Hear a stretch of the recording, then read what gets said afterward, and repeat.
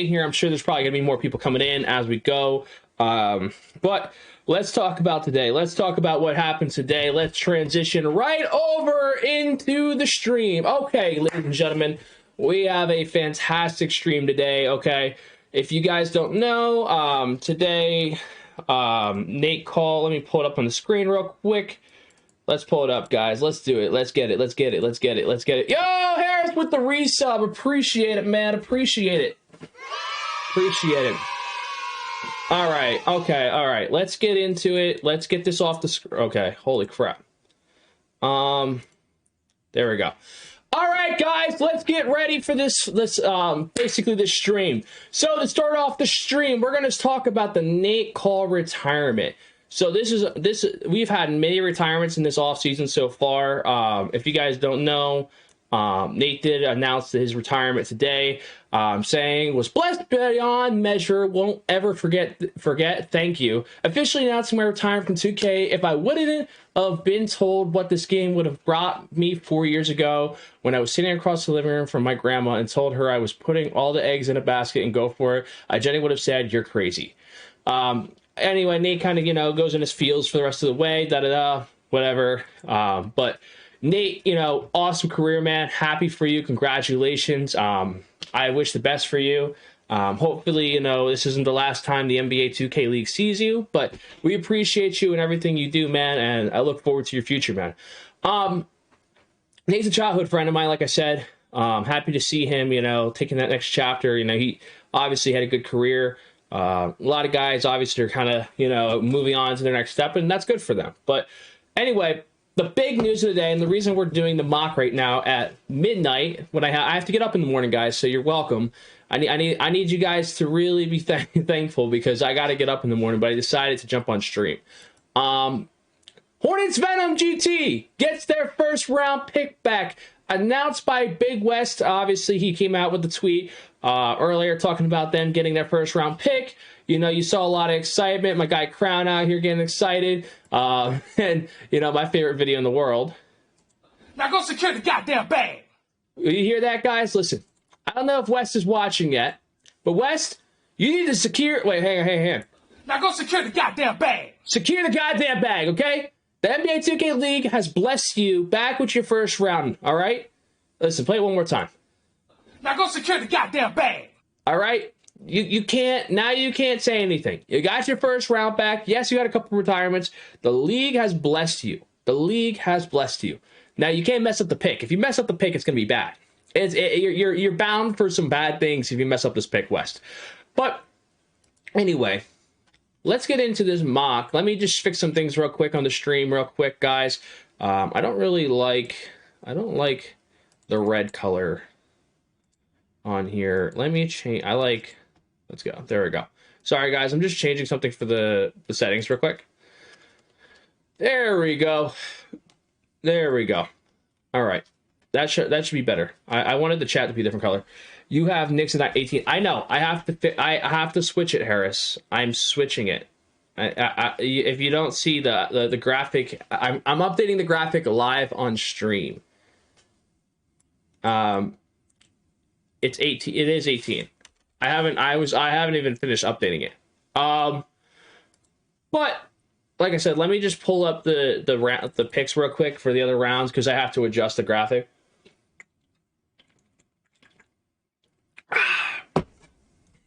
Much better. Sorry.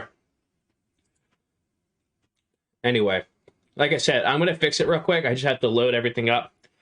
But as I was saying, let me just get the Hornets logo. Congratulations. So it adds another pick to the draft. I wonder what pick don't they lose is it their later round pick then that goes away, right? It would be that late round pick, right? Yeah. Because then that last round pick is gonna basically not be there now. Because that would make sense. So a lot of people were DMing me asking me how they got their pick back. So basically what happens is I think, again, it's fair for them to get their pick back. I've been saying it for a while. I know a lot of, some orgs are obviously going to be upset about it because they don't want a team jumping in front of them. It's fair. Hey, champ, I heard you like to munch on. Oh, my God, Trevor. I can't with you, Trevor. Anyway, I know Trevor's sitting there laughing his ass off right now. But like I said, we're gonna get right into this mock. I just have to fix some things real quick. I'm pulling up all my pyramids. Everybody that's on my pyramids is mostly gonna be the ones that are drafted, in my opinion. So like, there might be an occasional. What the fuck was that?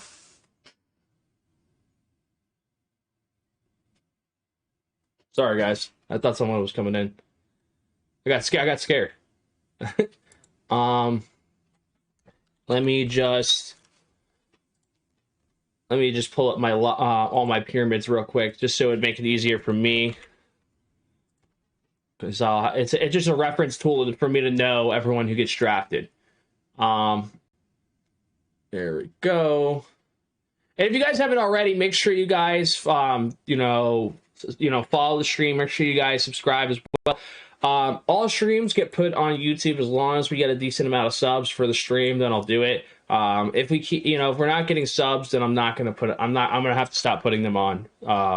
But for now, like I said, you guys have been very good. You guys have been, awesome. I appreciate all the support. While I get this together, so like I said, I just came home from work, so a lot of this stuff I usually have prepped, but I didn't because I was kind of just trying to go live for you guys. Hey, champ, who do you think the best PG is in the draft? Right now it's Gallo, in my opinion. That's just my thought. I think Gallo is the best one. Did I miss the whole Hornets first round pick talk or whatever? No, not really. I mean, I kind of just touched base on it a little. I mean, I said a little about it, but the Hornets getting their pick back. From what I don't have exact word on like what the league said to them on how they got their pick back. Just sold a game 16-1 the whole fourth quarter. Greens would never. Oh, a lot of people think Greens should go number one. I think Greens is a very good player. Again, I say what my concern is. It's just him playing with a lot of competitive players. Like, he did his job with them, but like I want to see more of him right now. Like, who's like I would love to see him like win another tournament right before the draft without like a really stacked roster. But because let's be honest, the roster he was playing with like Awkward, Dave Fry. I think he had Glenn. Glenn's not a league player, but like he had a really good roster for what it's worth. So I mean, I'm sure he'll be good, but like he's not gonna have that same roster in the league. He has like one of the best centers and one of the best locks on his team. You know what I mean? Or no, was it Crush? I don't know if it was Crush or Awkward that he had. I forget off the top of my head. But his team was fucking stacked. Let me just get the... All right, so Hornets Venom gets their pick back. Congratulations to them. It was Crush, not me. Okay, that's what I thought. He's been Gallo over Greens. Yes, Gallo over Greens. Recency bias. He won before that. He was good. I mean, he was good in the last 2K. He was good in the last 2K. What's up? What's up, Crown? What's up? Like I said, bro, that looks nice. Does the Hornets pick in the first round look nice to you? Hang on, let me change my light. I didn't even realize my lights were on strobe right now. Hang on, you guys are gonna like someone's gonna like yell at me. Like, I'm gonna look back on this and be like, bro, why did I keep this on like that? All right, let's go to red for ESGN. The ESGN colors. Let's go to red. Okay. Oh shit. Oh, I got a Warriors hat too. Fuck. I should just wear the Warriors hat. Oh fuck. Appreciate Rustin for this, man. I do. I think I got two hats. Oh, you got me a blue and a red. I mean, a blue and a black one. Appreciate it, Rustin. Yeah. Listen. By the way, I see Crown in here. Crown, listen. If you have an extra jersey lying around and you want to shoot it my way, I'll throw it in the background. I know. Like I said, I don't mind keeping some jerseys. I just added some new jerseys here. I got Gradient and Pina, and I got Nate. Congratulations to Nate on his career. Gallo dog, but Greens over him. Everyone's entitled to their opinions. But how many bits to put it back on strobe? I got a jersey. DM me. All right, bet. I'll text you after this. You're not far from me either, dude. 22 first round picks. Love to see it. It's quite a thing, isn't it, Joe? Isn't it? 10 bits, 20. Listen, I'm not trying to. I'm not trying to like hurt your guys' eyes. You'll see me flashing in the top corner here for the entire stream. Anyway, let's get into this. Let's get into this draft. So, how does this impact the draft? Well, I'll tell you this right now. Before I mocked Johnny Red as the #1 pick, and the reason this was possible was because there was a good chance that a PG would return back to the Mavs in the second round. Like, there was a chance that a good one could return to them. Now, that's impossible. And I'll tell you why. So, in my opinion, the cutoff for a point guard, in my opinion, comes here at the B tier. 100 bits. Yo. I can't with you, Brad. I can't with Brad. Brad is such a troll, I swear. Brad is a troll. I have to change the picks too. The Blazers do have that pick. They do. This is an old graphic. Yeah, sorry. I always forget to upgrade. Like, when I do mocks, I keep forgetting to save this. Let me save this, so like before I even write anything on it. Blazers have the 5th. Yes. Okay. So it looks like a lot of people are going for the point guards in this draft class. This is a good thing for this draft class. A lot of people, Joe for GM. You're not a league player. Remember that. Brad's funny. Anyway, Jesse, do you think Dwight Howard? Okay. Anyway, let's get into this, guys. Let's get into this. So, what I'm basically gonna say, guys, is for this draft, point guard is, you have to get it now. If it comes to your pick and you need a point guard, you can't wait. Like in last year's draft, I felt like you could have waited for a point guard because the need wasn't as crazy. But this year, it's just a bunch of point guards. And like, I look at this, I mean, all right. When I look at it, I think Gallo or Greens is arguably the best point guards. You have Kenny and Cooks. You have BP, Ant, Maddie. Unguardables, like switching between the two, and then Semo. When we get down here to C tier, it gets a little rough for me. I mean, Breaker obviously is like a sleeper. He got game. I've been watching He Got Game. He's definitely a good sleeper point guard if a team really wants to sneak up. But what happens with this point guard pick now for the Hornets is it changes like the whole perspective of the pick, because now you get a higher valued point guard, and somebody that was expected to get drafted later on now might go undrafted. So like guys who are in danger of going undrafted, I think that Fana and Seldom are in a dangerous spot, because some teams might not like the idea of taking them high in the first, but they would have liked them later on. Like, I think they're all good. My TV is a guy that's definitely has a chance to get, like all these guys are in the mix. Like, I don't see any of these guys in C tier. Like, anyone in C tier, in my opinion, is in like that date, like in that 50-50 zone, where like they have a 50-50 chance to get in, and it's going to be tough. Down here, I would say that these guys have a much lower chance. I would feel like they probably have like a 20% chance, maybe 15% chance that these guys get in. I don't see any of them this year. Do you think Gala has risen enough to be the first overall? Yes, I do. I think that he's competed in enough tournaments. He's shown me a lot. Obviously, he wins and everyone wins and loses on this game. Where's Fana? Fana is tier C. But based on the way the draft. So here's the need for point guard. Number 1 needs a point guard. 3 or 4 has to be a point guard. 5 is a point guard. 6 is a point guard. I think 7 is going to be a point guard as well. We go a couple picks. Magic or back on the clock, point guard. And then you go a couple picks for a while where it's not a point guard.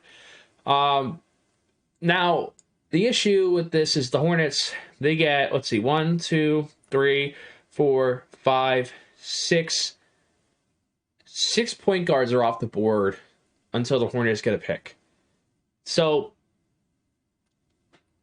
you ask yourself, how valuable is like some of these picks? I really think if I'm Gen G and I have a couple of these teams that really need to get a point guard, I try to see if it, or even one of these teams that really need a point guard and need to jump ahead of another team, I would consider seeing, if like, so if the Mavs wanted to get let's say the Mavs wanted to get Johnny Red, but they wanted to still get a good point guard, I would try to hit up Gen G and see if Gen G would be willing to move their 16 for like, so I feel like use these 2 seconds and move up into into that pick 16, get that point guard. Gen G then grabs these, and then the Mavs take this second pick. So like 25 and 27 for 32 and 16. It's a pretty even trade in a way. I mean, it depends. Like, unless Gen G really wants to hammer down, but like this way they get early. They get I mean, I'm trying to see the benefit of that though. Like they get 2 picks in the second round. I don't know. That's actually not a great trade, in my opinion. I'm just trying to work something out, but like, I just think that something needs to happen for someone to move up. You a bitch. Appreciate it, Skyza. Guys, appreciate it, man. Anyway, let's see. Let's go to pick number 1. Not even a trade. You got Goon getting drafted? Goon's a 50-50. I don't know. I'm in between. Not an even trade. Why? Yeah, I mean it's not an even trade. I'm just trying to spitball ideas off the top of my head. I don't think that probably wouldn't work.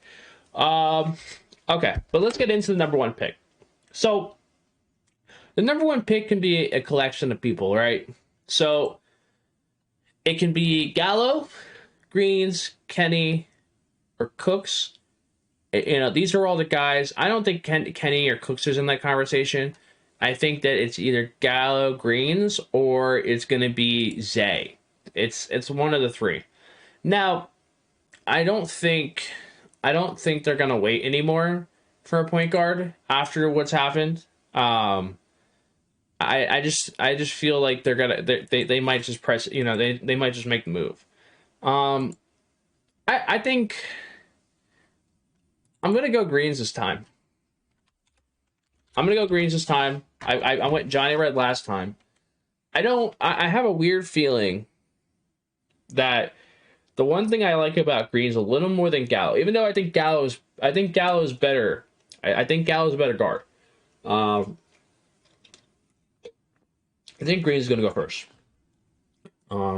What changed my mind about it? I just feel like the thing about, like, it's been so pushed for Greens to be number 1, and he won early on in tournaments, and I feel like that's going to kind of hover during the draft time, and that's going to be part of what makes the decision. Just because you need a PG doesn't always mean you're going to you reach out a position and take someone that's not worth the pick that's selecting at. Yeah. It just for the number 1 pick, like Zay, I would love to take Zay number 1. Like I would. But now with another team entering the first round, grabbing a point guard, there's no way the Mavs can take that chance. I just don't think the Mavs can take a chance of not taking a guard, especially to take a shooting guard. Like Johnny Red, I like Johnny. He's a good guy. But I just don't think he's a good pick for the first overall. Like, I think that even for Johnny's sake, I don't think it's a good situation for him, because now we're hoping that we get a good guard in that second round, and it's just not going to happen for them. Like, I just don't see it. But anyway, number 2 is not going to change, as always. It's going to be Zay. Like, this is going to stay the same. Zay is not going to make it past the second pick. Even if, like, a team trades up, he's not going to make it past that. He's one of the best players. He's the best outside of a point guard. He's the best player. 3 and 4. I just don't feel like, I feel like they should. I personally, I know that I know everyone from Bucks GG is probably going to watch this. You guys got to take Gallo off the board. You can't let Gallo fall to the Blazers or Gen G after the performance he's been having this pre-draft. He's been doing really well this pre-draft. I just think you got to get Gallo off the board. I've never actually mocked Gallo to the Bucks, so this is my first time putting him on this team. I just think Gallo is too good to let go. It took me some time to get used to Gallo's game and kind of really see how good he is, and he's the real deal. Greens obviously is good at both 3v3 and he's good at 5v5. So I think that's going to be the deciding factor. The difference between Gallo and Greens is just Greens' background in 3v3. And Johnny? Ant and Johnny. What do you mean? I think this next pick, now, Johnny Red's still on the board. I don't think that they're going to wait. Ant, Johnny, or Gallo. I don't think they're taking Johnny Red, Gallo, and Stick. I don't mind Gallo and Stick. I'm just trying to think outside the box, outside of like a lock. What would this team go with? I'm just trying to make sure that there's not another position they would need. My only concern about waiting for Witness, right? So Witness would probably be, I'm just trying to think of anyone besides Stick to go to this team, because we've all mocked, like every time I mock, I've always put Stick on this team. I've done Stick every time. Like that's Johnny's good, but you're not going to take Zay. I mean, you're not going to take Johnny over Zay. Like that doesn't make sense. You know what I mean? I think if the draft goes like this, we're to this pick. What do you guys? This is where I think the Blazers need to decide: can we try to get a point guard on the other way around? Because at this point in the draft, I think if you grab Johnny Red here and try to, like, this is no, I don't think anyone's ever done this. I don't know if Harris and them did this yesterday because I know they were doing a little mock. I'm putting Johnny Red in the Blazers. I'll tell you why. All right, you take Johnny here. You take the number 1 point shooting guard, right? Point guard, point guard, point guard. Only 3 point guards go off the board, okay? So let's say Kenny Zeus goes off the board. Let's say Cooks goes off the board. And let's say Ant's off the board, right? Or like even better. You know what I mean? You're still going to get a decent point guard. Like you could still get a pretty good point guard on the other way around. Like worst case is Simo. And I'm not upset about that. I think Kenny Zeus can make it to their next pick. Like I think that this would be a great, it really would mix things up. Because if Johnny makes it to 5, if I'm the Blazers, I take Johnny Red and then I wait on that point guard at 13. Because in this pick, this is going to be Ant season. I know that they are happy as hell that they got Ant season here. You know, the Blazers could get Ant season, but I don't see Bread working with Ant season. I just don't see it. I think that that's just something that's not going to work. Is it worth the risk? You know, that's a great question. Is it worth the risk? But here's my thing. If you don't get Johnny Red here, the Magic will probably give Johnny Red. So the Celtics will get Johnny Red. Like, there's a good shooting guard. The Blazers are in a good position. If the first 4 picks go like this, the Blazers are in a very good position. Like, no matter what. Because, let's see how it goes, okay? Okay, now this pick is here, right? Let's say this is Cooks, right? Let's say this is Cooks. Now the Heat are on the clock. They need to get. I started putting Rain here like the other day. Back on 6.0. I'm gonna keep putting Rain there just because I know they got to secure. Like they could probably. It doesn't matter what the Heat take because they already got they got the PG and shooting guard. What everyone's taking. Like there's nothing else. I mean, unless they grab a lock, which I think that might be a smart choice here. It might be better to grab your lock and the best available lock. I mean, there's a couple locks you can go with. You can go with Saint or Daw 6. I like Saint. I do. I put Saint and Rain on this team before. Let me do. Bagmotion's been doing his thing, man. Bagmotion has been doing his thing, but Saint is really good. You can't go wrong with Saint. I don't think Famous is gonna pass up on Saint. But I also think Famous needs to secure Rain and then see what happens at lock, because you can't take the chance that Jonah takes Rain at center and then, you know, May goes to power forward or something. You know what I mean? So I think he's got to secure him. So I'm going to put Saint there just for now. This is going to, I'll keep putting this. I don't think it's going to change. And I've had very good sources that tell me this is going to happen. Trey Dolla is here at 9. I mean, it just makes sense. There's just a lot of information on that pick that I'm pretty convinced like that's Trey Dollars. So now let's say they get unguardable.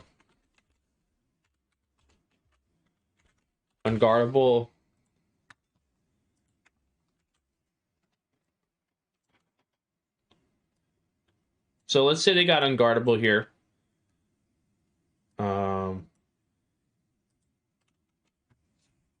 And then let's say they got no cap. Okay.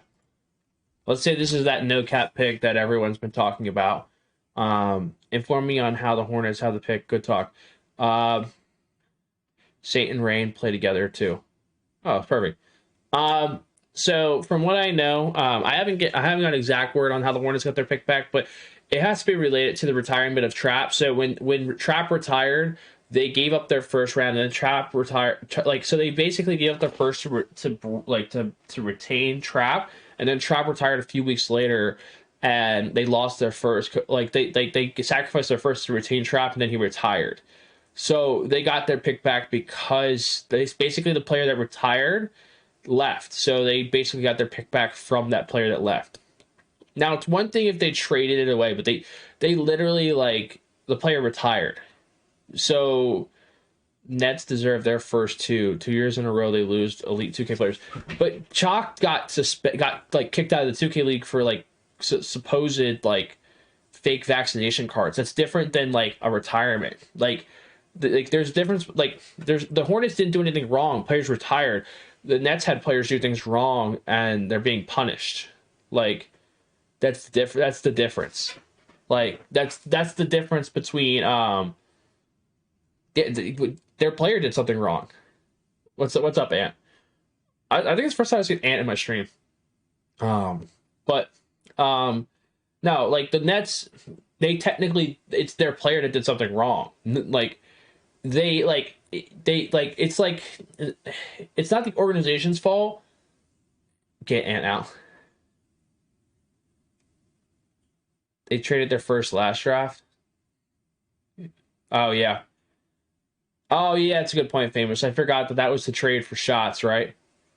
Thank you. I forgot that was the trade. But either way, like for the Nets, like them losing their star player, that's a different situation. and here, Gen G Tigers, go Tigers, go Tigers.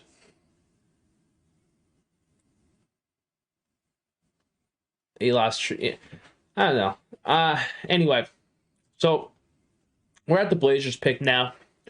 What point guards are available? BP's on the board. Simo's on the board. Maddie's on the board. Kenny Zeus is on the board.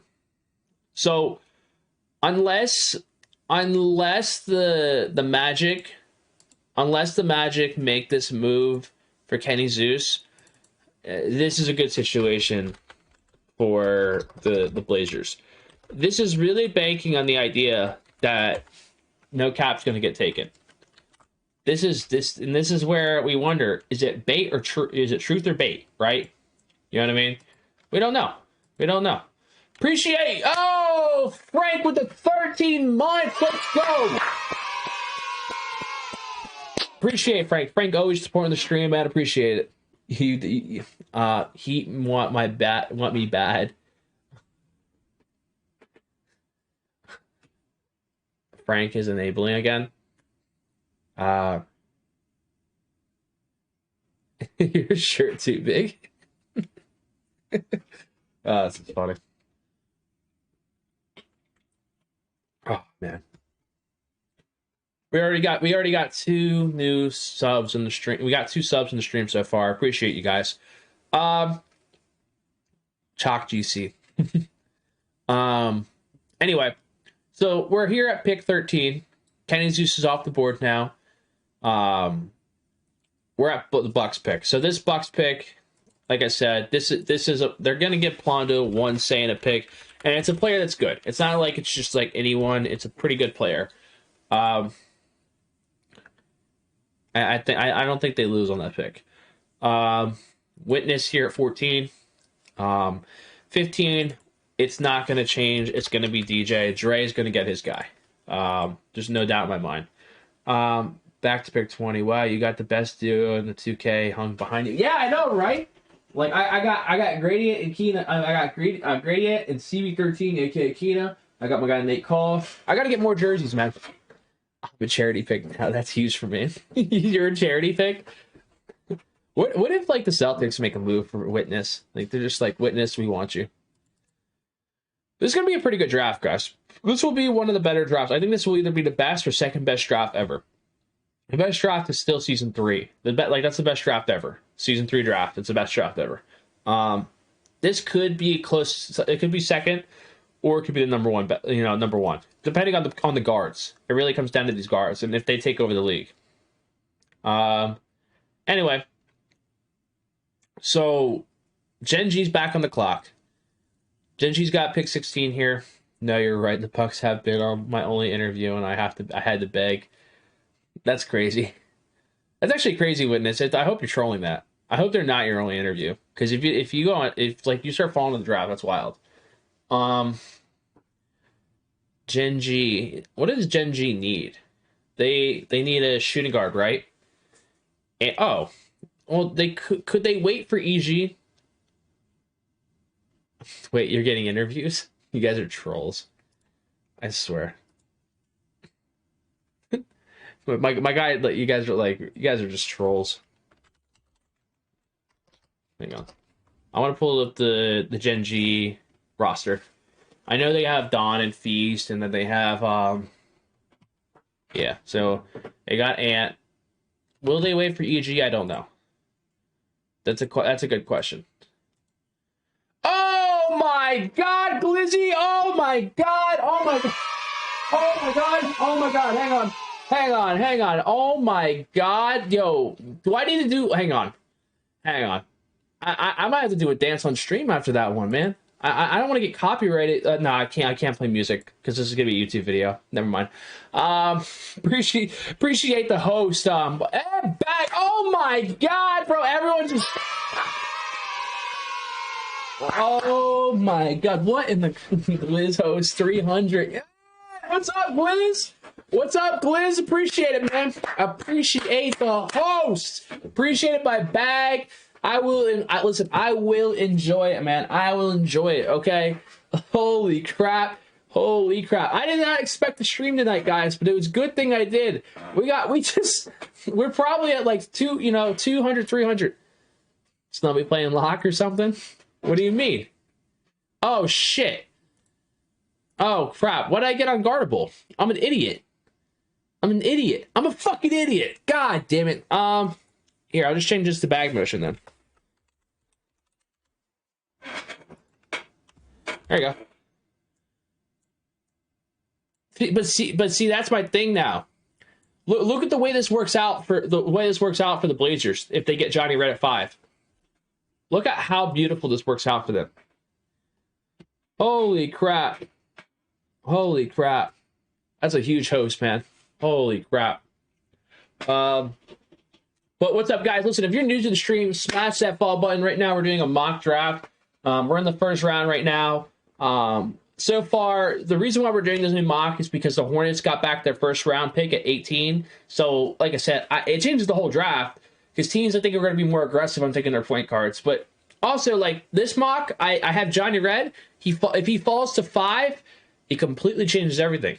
Like it changes the entire mock for them. So, like I said.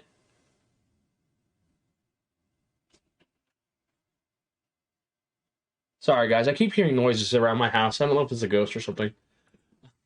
But Holy shit! I'm sorry. My house is haunted, guys. So I'm hearing noises, bro. It's getting the shit out of me. Anyway, as I was saying, pick 16. We're back on it. Sorry, guys. I got distracted there. 16. We have to get shit. Let me see.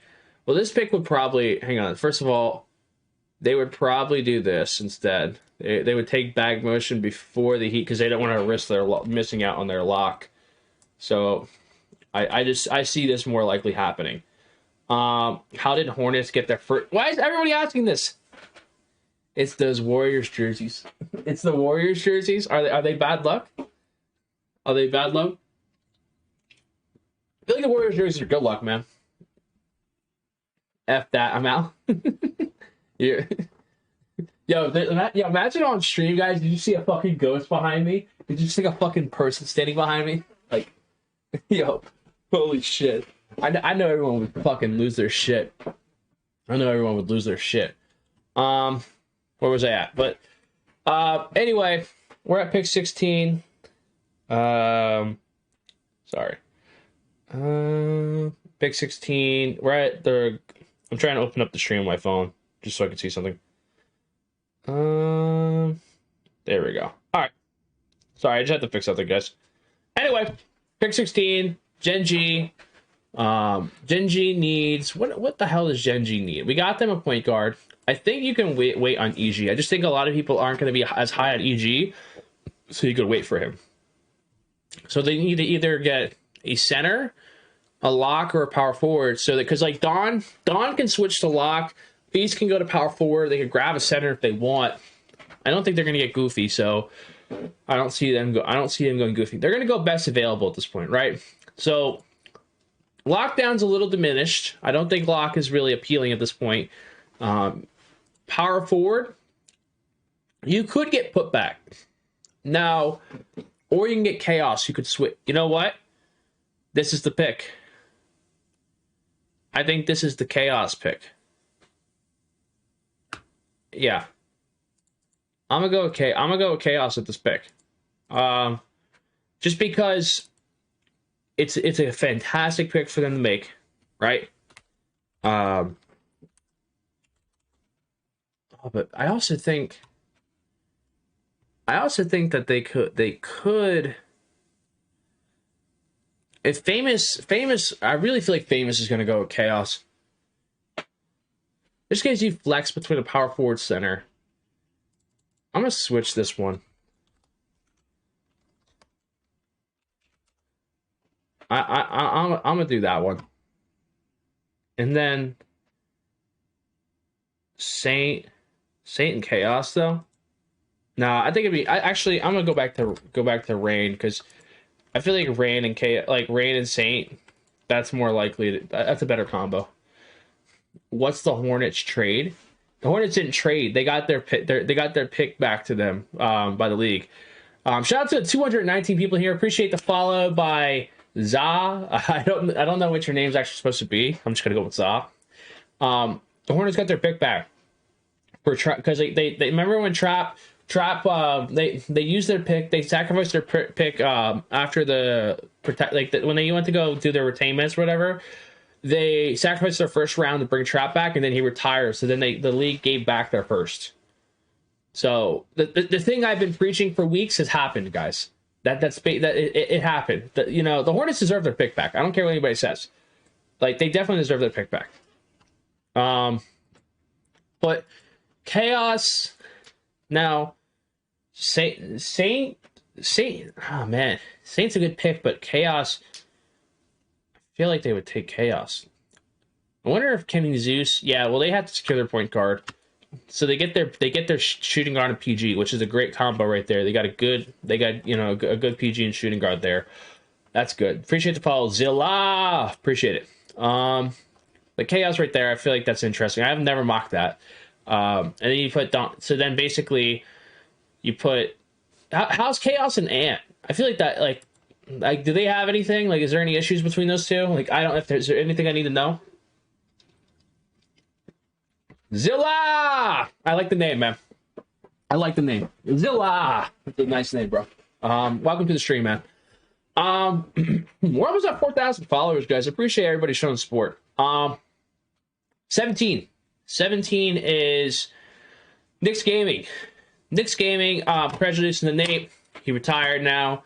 You know, like I said, we'll put him in the retirement home, whatever. DAW 6 seems like a great pick here. I feel like DAW 6 would not be a bad pick. You grab DAW 6, and then maybe you grab Rob later or another power forward. But putback is on the board. Putback is on the board at this point. So maybe you wait on lock. Is it a good move for them to wait on lock? When's their next pick? 38? They could just wait for power forward. I think they need to wait on power forward. It's crazy to see it like putback drop this far. But you know, it's one of those scenarios where now the draft, the way it goes. I'm going to put DAW 6 here. I'll put DAW 6 here. Why so many mocks? Because so much changes. Os, no Chaos, and Ant. Ant, do you and Chaos get along? I just need to know. If it doesn't work, then I won't do it. I need to know. I heard Os is my teammate. Oh. If Joe, we don't have beef. You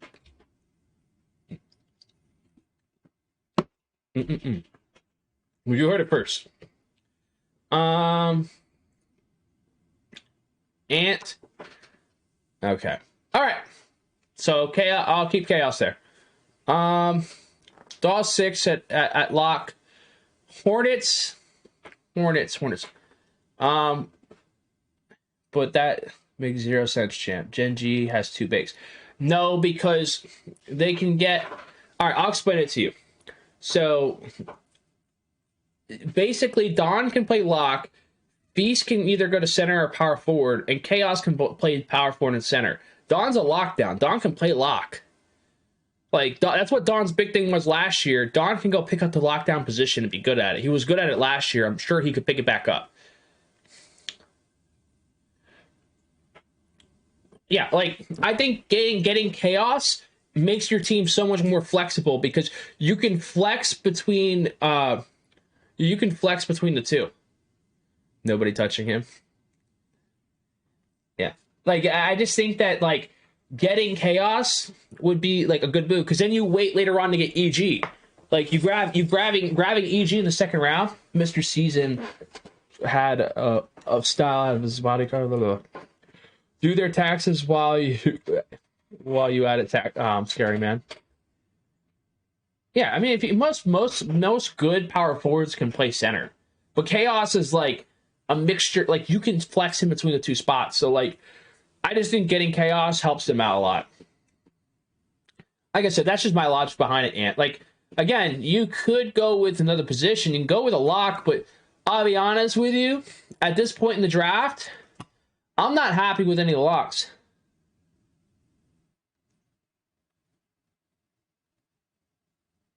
Yes, I mean, at this point, what lock are you getting that you're happy with? Like, I mean, I don't really like any of the locks at this point. We're down in the B tier, right? Unless like a really good lock is dropping. Like if there's like Dawn 6 isn't a bad pick, but I feel like Dawn is not that far off from a lot of locks. Like I feel like Dawn's a better lock than most of the locks in the pool. So like, why not get the best power forward? I just think that you get a really good power forward. That's like, especially if you run like a 5 wide set. Chaos is fucking green in the corner, bro. Like, no, Dawn 6 is good. Don't get me wrong. Like, Dawn 6 is him. Yeah, I no matter where, I just think EG you're gonna get fake in there. Like, I just think that you're not. I don't like any of the locks. I'd rather get a really good fucking power forward that you can dish to the corner and he's gonna hit the fucking shot. You know what I mean? Like, all right, if Chaos goes off the board, you're running risk of hitting a power forward that might shit the bed. Like, I'll be honest with you, a lot of like Chaos is one of the most efficient power forwards in the league. You have a guy who's going to play all that, knows how to play defense. I think your swing defense is going to be better too, because you're going to have Feast and Chaos. I just think that defense is going to be better, like with Chaos. And then you throw Dawn at lock. I just think that combination of Dawn, Chaos, and Feast is a way better like for your defense, because then you just have to carry the load on offense. And depending if you guys get EG, I just think that your main job will be offense. You want to focus so much on defense if you get Chaos. That's just my logic behind it. I just think that it's a smarter choice at that point. But it depends. Let's say some crazy lock drops down. Like, I mean, if there's a lock that you guys like out there, then go ahead. But I just think Dawn is a better choice at lock. No one let me run 5 up. Yeah, he's a good-ass fucking lock. I'll be honest with you, I would rather just throw him at lock. I think he's better than most of the locks. Like, I think Dawsix is, like, good, but, like, Dawsix is him. I'm just saying, like, I just think Dawn, I would just throw Dawn at lock. I like Dawn more than anything. He's a tier C power forward. Stop gassing him. Anyway, we're at, I mean, Dawsix goes to the next pick, right? Like, I put him with the Knicks. I just think that you guys have a better lock. I think Dawn's going to be a better lock for you guys. I just think it's a better situation. 18. This is now this is where the Hornets are on the clock, and I know that Wes is sitting here like, who do I get? Right? Now, the funny thing about this, guys, is he still ends up with like the same type of point guards that he would probably end up with anyway. Simo, Matty, BP. Those are his three choices. I mean, you got Fana and Seldom and no cap, but you jump up to this big boy pick. You ask yourself, what are we doing? I'm going with Simo. I'm going with Simo here. Now, BP, you can go with BP, but that was like a conversation before with later picks. I'm going with Simo. The way Simo's had this pre-draft, the way he's played in tournaments, like, I'm taking Simo point guard, man. City versus city or state versus state. That's just a hard thing to do. Because, how like, people can be like, yeah, I'm from this city. You know what I mean? Like, how can I do that? Really? How tall is Ant Season? I mean, I did an interview with Ant Season. I'm like 6 foot. I think Ant Season's like the same height as me. Might be a little taller. He's a skinny guy. I think New York would win. I think New York is it probably would win that though, if there was like an event for that. Battle of the cities. Like, look at those Hornets. I just think that Simo. I mean, I think Simo is a good pick there. Sneaking back into the first. 6'1". Okay, so you're like an inch taller than me. Yeah, so you're like 6'1". I'm like 5'11", 6 foot. Like, I'm on that cusp of 6 foot almost. So, but Simo here, I mean, I would not be upset with the pick. New York has a lot of, yeah, they do have a lot of, New York would be tough. I think Florida would have a good team too. There's been a lot of people in the league drafted from a lot of different places. Brampton winning that for sure. Where the hell's Brampton? I don't even know where Brampton is, D-Hugs. He made some fire-ass wings for Brad. I'm dead. That is funny, bro. That is funny. In Ontario. That's funny. Pacers. They just watched Simo go off the board. That's tough for them. That really is a tough situation for them. Shooting guards are dwindling right now. They're going down. They got to get a shooting guard. Simo's gone. Unguardable's gone. I mean, it's getting thin. It's getting thin. I think this might be Uncle Matty. I know that yesterday Joe and Harris did this, so I'm going to give them credit for this. I think that Matty might have to be the pick here. If this draft is going the way it is, I just think that Matty goes here, and it fucking just right in the face of the Warriors, bah, bah, bah, right in their face.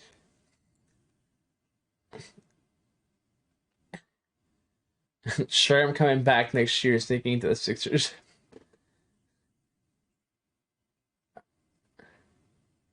What if Reed came back? What if I mean not Reed? What if Sherm came back?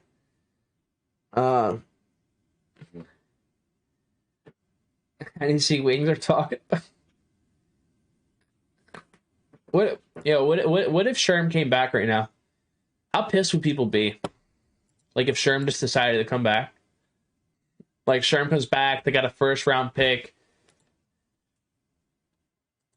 Do you think the league would let Sherm come back if he like said I'm unretiring? Slay with the 126 hosts. Holy fucking shit, guys. Yo, everybody's hosting me tonight. Dude, I know I got the Warriors gaming. If Make It Habit come back, I gotta get involved. Bro, appreciate Slay. I know you guys were just playing SL2K. Shout out to you guys. I hope you guys won your series. Hope you had a good stream, Slay. Dude, we've had a host from Bag. We've had a host from Glizzy. We've had a host from, Slay. I mean, damn, guys. Like, we're just going crazy with the host, bro. We're going to get me partner. I'm at 300. Guys, it's fucking 1 o'clock in the morning, bro. Like, I got to get up. I got to get up in the morning. Holy fucking shit, Slay. Wait, listen. If you guys are wondering what's going on, we're doing a mock draft right now, the first round. Today, the Hornets got their first round pick back. Congratulations to the Hornets for getting their first round pick back. Holy shit. My nose is stuffy. Anyway, like I said, we're doing the first round. Appreciate everyone who's in here. Make sure you guys smash that follow button. We'll be doing a lot of post-draft content, trying to figure out the prospects for next year. I already got my eyes on some prospects for next year. I just want to let you guys know, point guards, I think that are going to be top point guards in the draft next year. He got game. I think he's going to be a big name point guard in next year's draft. I know he's done some things this year, but I think that he'll be really big for next year. I think Mooch and Capo also, these three guys right here, I wouldn't be surprised if they're the future. Breaker is good, but it's just hard. I think I need Breaker to be on the same server. But these three guys right here, I would just watch out for these three. Just an FYI. Anyway, let's get back to it. I just wanted to kind of shout those guys out. Those early scrim blocks canceled on my team. You'll be happy with what you see. Go back and watch Big Rim stream.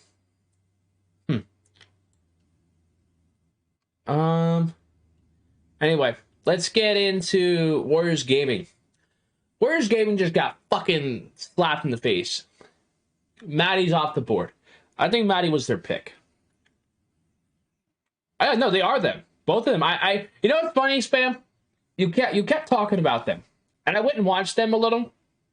I mean, no problem, Capo.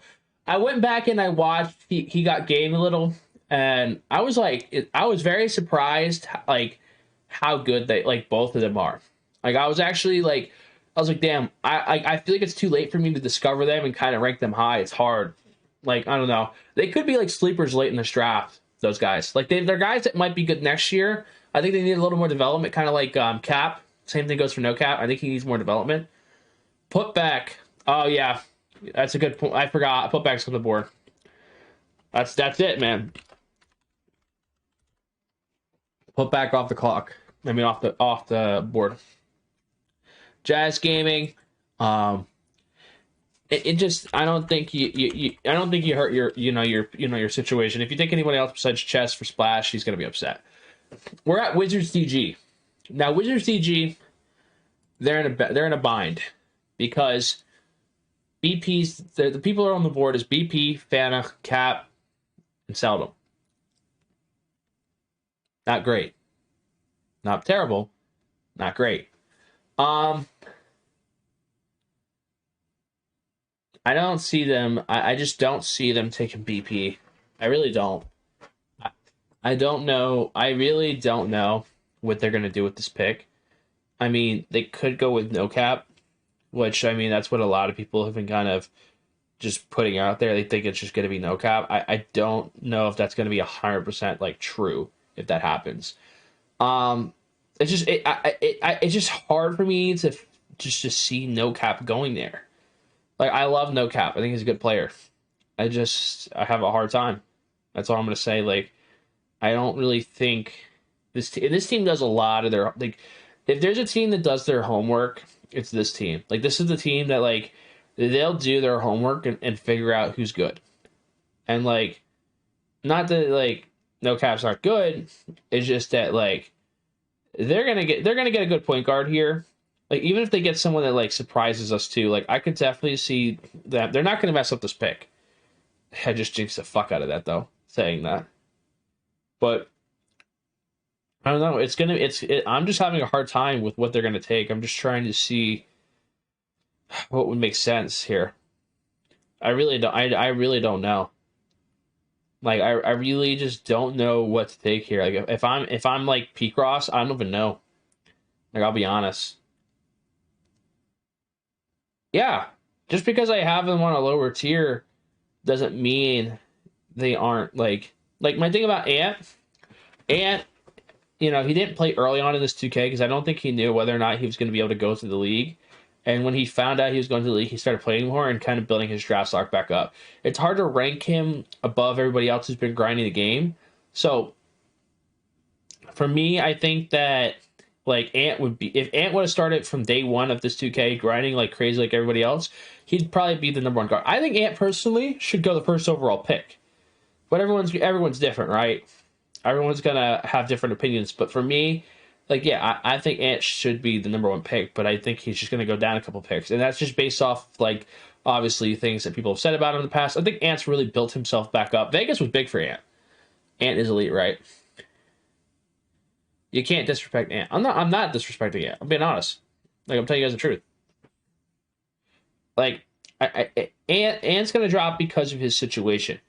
Like, the Mavs aren't taking Ant number one because I don't think, like, again, with the whole situation, all the stuff that's happened for Ant, I don't think Mark Cuban's going to be okay with it. You know what I mean? Like, I think that's, like, and I know Mark Cuban, like, he's really involved with, like, all this stuff, and, like, if they, like, they have to kind of go through him. And if they, like, if something comes up about, like, oh, Mark Cuban drafted somebody that did this, da-da-da, yeah, I think Ant's better than all of them. I personally think Ant's going to be a top 10, top 5 guard in the league this year. That's a huge, I know it's a huge prediction, but like, that's just my view on it. I think he's going to be a top guard in the league.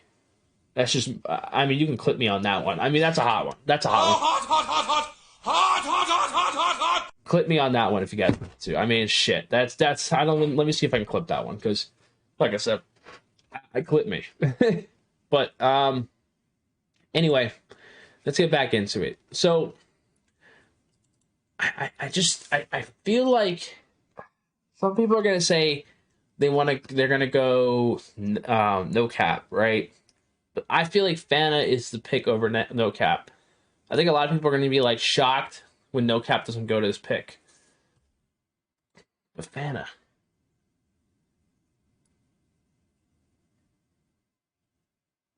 you don't think Ant has the talent still to be a high pick? I do.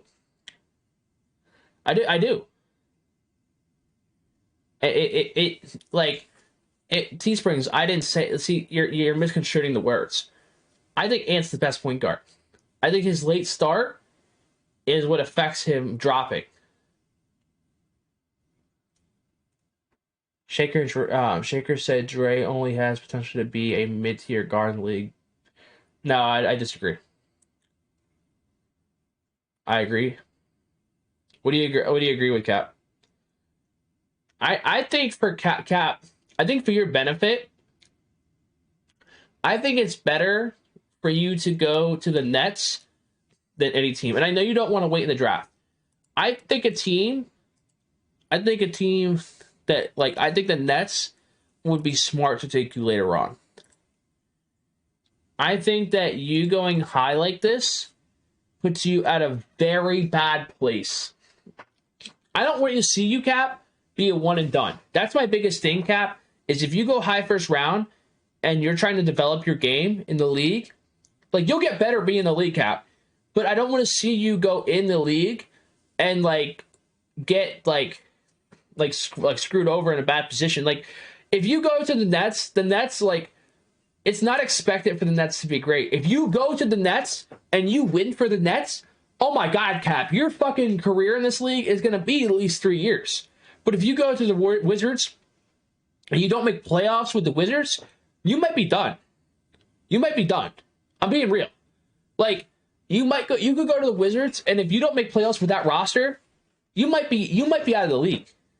You know what I mean? Like, because that team has high expectations. Yes, they lost JBM, but this is a championship team.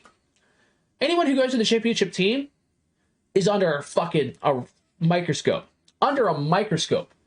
If you go to this team, it's potentially a death sentence. Now, if you go there and you perform, all right, cool. You know what I mean? You're good. You're fine. You're solid. But if you go to a fucking bottom franchise and you fucking just make playoffs, if you even get close to playoffs with the Nets, you're looking at more potential seasons for yourself. But if you go to the Wizards and you're like a Fana, a Cap, a Seldom, BP, this is a bad situation because you got to make playoffs. It's playoffs or bust for this team. This team already won 2 titles back to back. They want to keep winning. They want to keep winning. That's the expectation you're going. Now, the East is a little easier than the West. I will say that. But the Nets are in the East, too. So, think about it. Imagine the Nets scenario is a better scenario for most of you point guards than the Wizards because they're expected to fail. So, if you succeed with them, you're fucking on the moon. You're to the fucking moon. You know, it's just the Wild West, man. The Wild West, you know, Cap. The Wild West, man. It's crazy out there, man. It's the best but the worst situation, Slay. It's a great scenario. Cap, lottery pick on God. If that's listen, unguardable only has 2. I mean, not unguardable. Cap to the Wiz. Listen. I'm with it. I'm with Cap here. But for me personally, I don't like the situation. I don't like the situation at all for Cap. I mean, I think he'll do fine, but he's got to make playoffs. Like, if he doesn't get his shit together, because he has to develop his game. Now, what's nice about the league is you're going to have plenty of time, hopefully this year, to have the league build before the season starts. Just get BP to the Wiz. Nah. I don't think that's going to happen. I don't think they go BP. Exactly though. But here's my thing about Cap. Cap needs time to develop. I'm telling you guys, he's a development player. He's a good player. He's IQ, but he needs more time to develop, in my opinion. I think he needs to get his game down more. He has to, unless the biggest thing for you, Cap is good. Cap's good, but I'm just saying, Pan is more like the pick.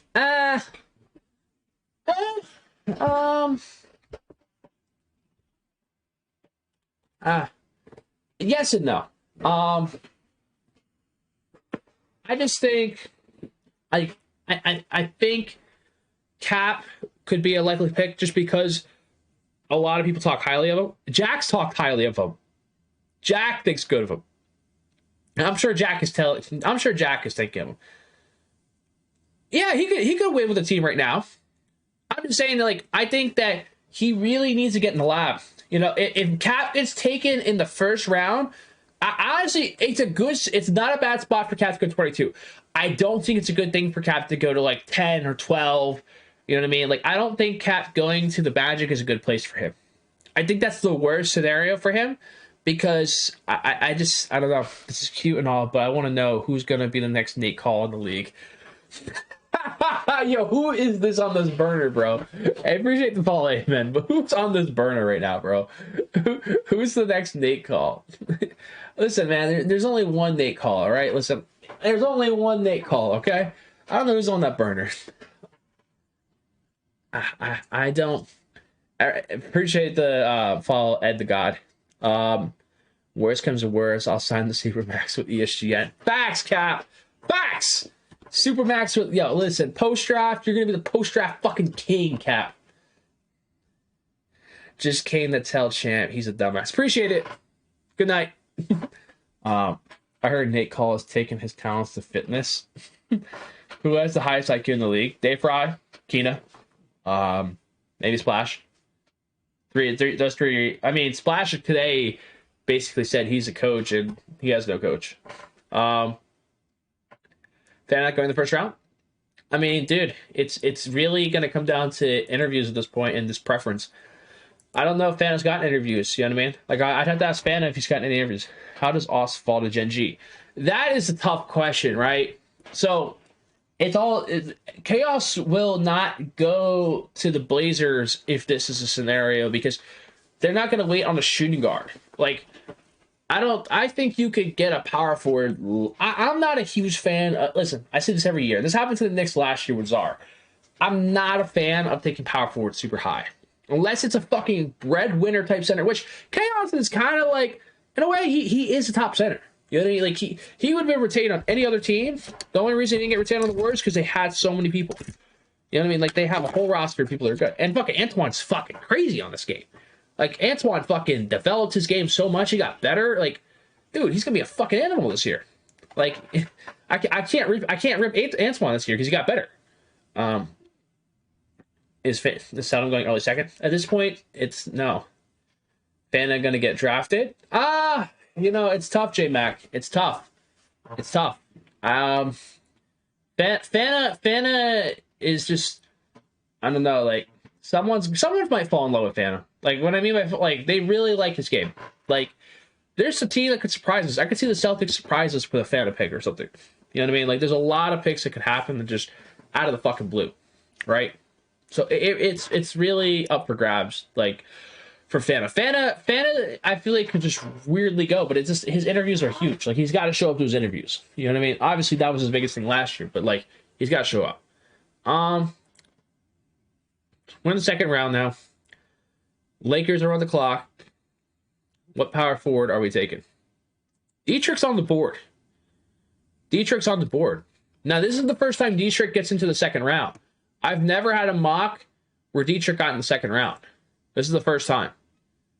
Because the way the draft fell, like, the way this draft falls, it's just like, it's really because the Blazers mix this draft up if they go shooting guard here at 5. If Johnny Red goes 5, it mixes the draft up, because if you're the Blazers, you can't take a point guard when Johnny Red's on the board. You got to take Johnny Red, because if you take a point guard, you're going to allow one of these teams to just fucking, like the Celtics. If the Celtics got Johnny Red at 9, they're fucking dancing. They're dancing in the rain.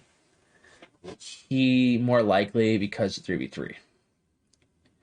I think the Nets late might consider Fana more than anybody. I think that they'll consider him more than anybody. Lakers. I think this has got to be Dietrich. He's the best available on the board. He's there's no way they can miss out on Dietrich. I know Chaos. I'm not Chaos. I know Crazy is obviously a power forward too that they could get, but Dietrich plays center too. You can throw Dietrich on the center. Dietrich can get Crazy on the center. Yeah, Dietrich. Yeah, that's what I'm saying. It's a pick of the litter. It's really what you want. You know what I mean? It's whatever you want. Bucks Gaming. So, first round I gave the Bucks Stick, Gallo, Witness. I'm just trying to think of a power forward. What's a power forward that like maybe Gallo would want? Like, because they eventually got to do a pick that, like, I feel like this has got to kind of be a preference for Gallo. Like, what power forward does he play with in retail? I'm trying to remember. Who did he play with? Frick. I'm trying to remember the power forward he plays with. Oh, he plays with Rob. Gallo's been playing with Stick a lot. Stick and Gallo, man. That's all I'm saying. Stick and Gallo. 3 and 4. Then you go in the second round. You know what? Let's grab him. Let's grab Rob. Let's grab him. Boom. You got the whole Adios team. Adios. I don't think that's Adios. But it's a good team, man. Pretty good team.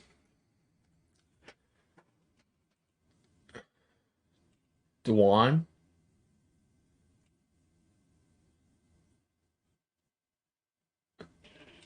Kenny and Johnny. Yeah, I'm telling you, bro. If Johnny's following the draft like that, they gotta drop him. I'm sorry. I know Cameron. I love Cameron. Cameron's gotta drop him here. He's gotta drop. He's just gotta do it right there. 5 with Johnny Red.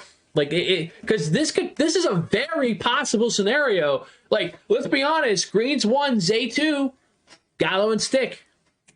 That's because now with the Hornets getting that pick, man, I'm telling you, there's no way that I'm sitting there trying to convince LT to take Zay or, you know, take Johnny Red. You can't do it because what point guard did they get? Look at the point guard situation. Look at the point guard situation. Are they going to get Seldom or Fanta? I mean, you go from having basically like a Gallo or Greens to having a Seldom or Fanta. There's a gap there. There's a gap. That's all I'm going to say there. Change pick 34, champ. I'll change it. Do the Raptors have a big comeback year? I think they make playoffs. They're in the East, right? Yeah, I mean, the East is an easier conference. I think that as long as they're all grinding, you know what I mean? Like, they'll make a turnaround. Appreciate the follow, JSM. Appreciate it. Let's see. All right, so let's get back to this pick. The Hawks. This is the... All right, let me change 29.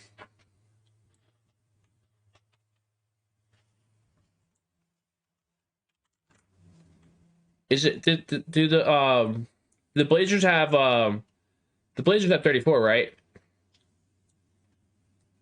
I mean, not the Blazers. Gen G has 34, don't they? I think that was the trade, right?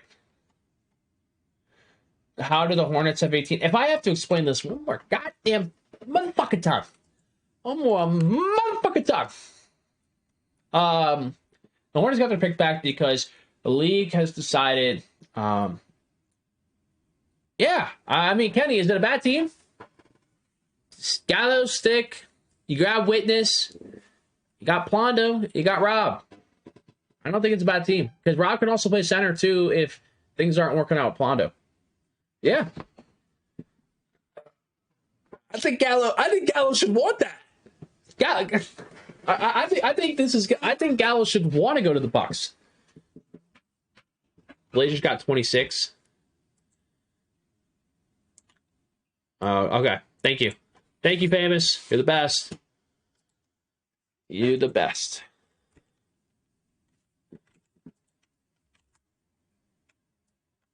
All right.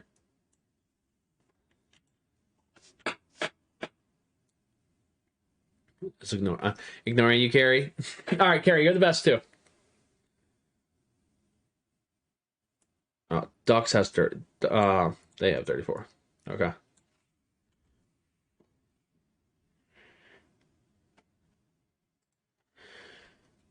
Oh shit! I don't have a Ducks gaming logo.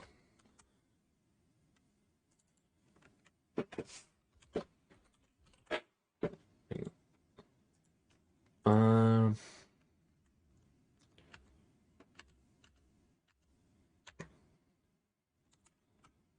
right.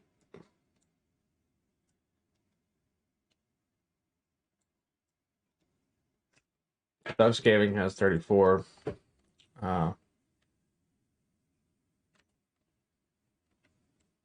She's got 26.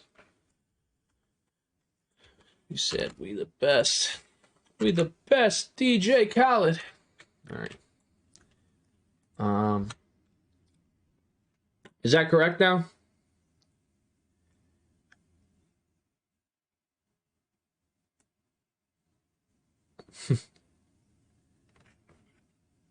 Listen, famous name just sticks out more, okay, Carrie?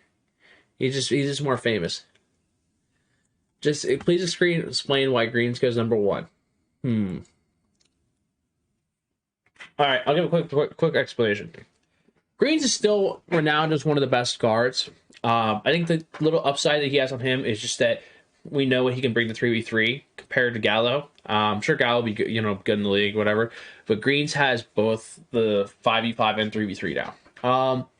Obviously, it's tough for me. My biggest thing is like his early run and fight. Like he had a good year last year, and this year he's been good. I just think that 3v3 is kind of what the edge he has over a lot of guards. Like he'll be better. He'll be one of the better 3v3 guards. So like I just don't see there being an issue with him being number one. That's kind of why. Anyway, we're definitely gonna get partner, guys. I appreciate you guys. Like, I'm actually excited. Like, I hope I get partner. If I don't get partner, I'm gonna cry. You hear that, Switch? I'll cry on stream.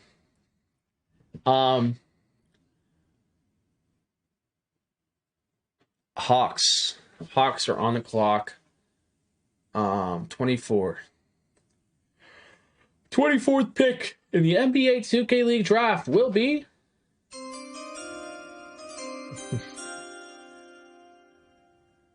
ooh, who made the better trade? Lakers getting Reg or Ducks getting Bash? Ooh, that's a good debate question. I like that. So tomorrow I'm actually hosting a show, guys. With right now I have Ye and Joe Vegas confirmed. I'm waiting for Harris to confirm, but that's actually hang on, let me write that one down.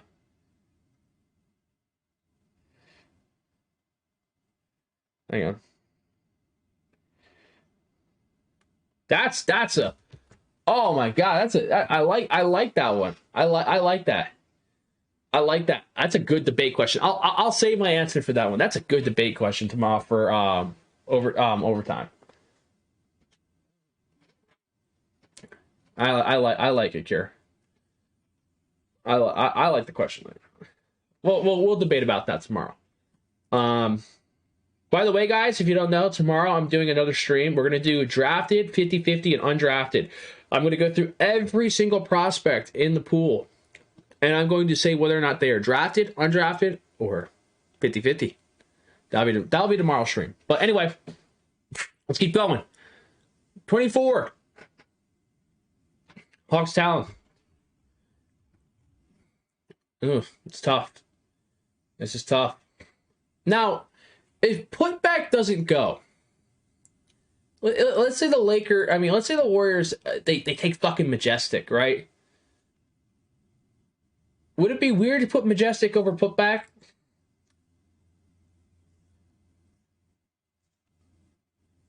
Fana. To the Hawks? Is that what you're saying, Harris?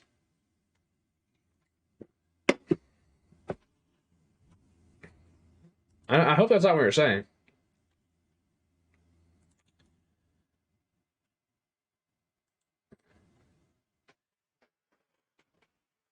You think about the T-Wolves turned the 2 expansion picks into Kai and Shifty.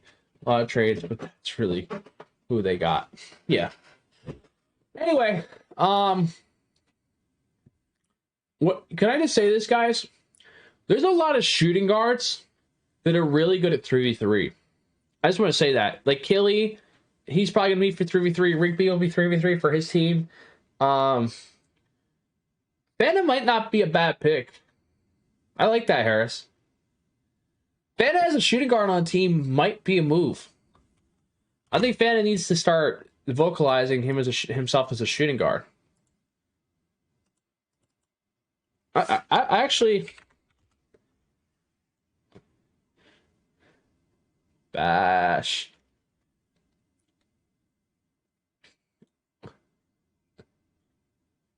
Everyone said B5 wasn't going to be good. Goofy's crazier. All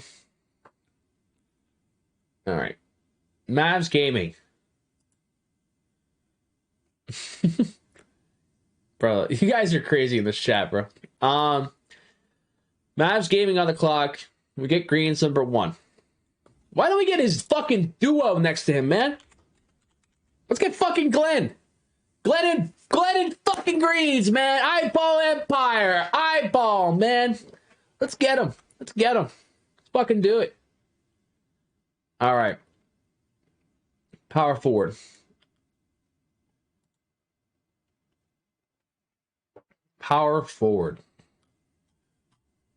Warnock's the Ducks Gaming. Are you drunk? Oh, fan playing shooting guard?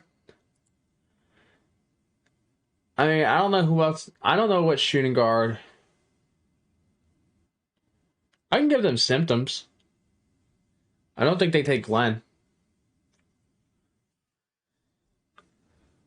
I don't think they would take Glenn. I mean, I was just fucking putting Fanta at shooting guard. I think Fanta needs to try shooting guard more.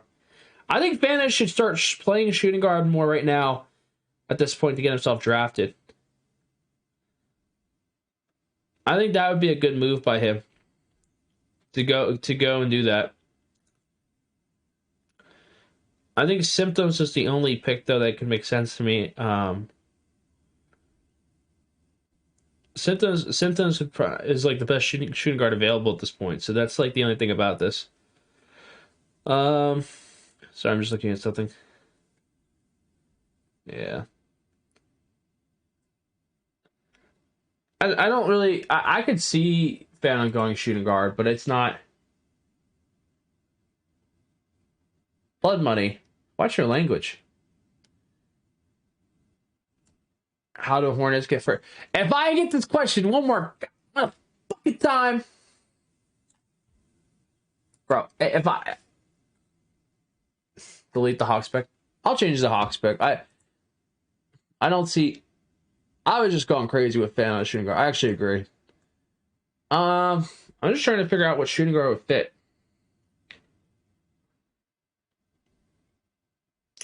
I don't know what shooting guard would fall to them. It's so tough for them at this point in the draft.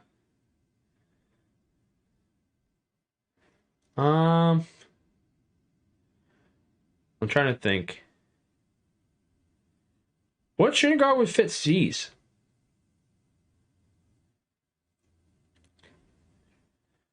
What shooting guard would fit C's?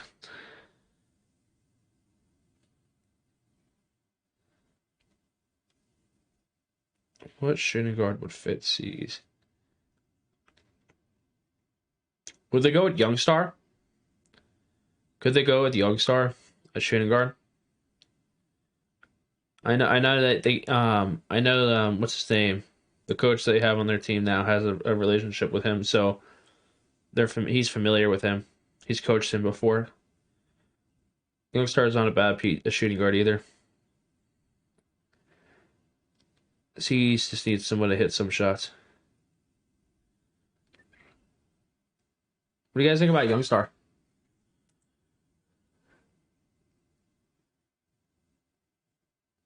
EG a good fit? I don't know, man. Glenn, EG. I don't want to ruin the Gen G pick, though, because then that fucks... Yeah, I said Symptoms. I'll go with Symptoms.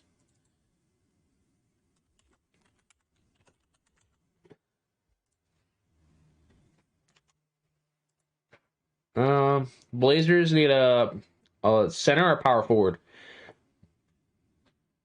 Center or power forward?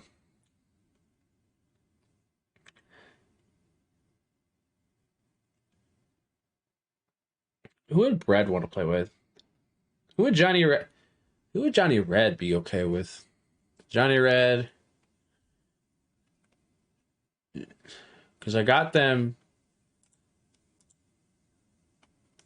Kenny Zeus and Johnny Red. Who would Johnny Red like? So, like if it's draft day, I'm trying to think who would like Johnny Red suggest.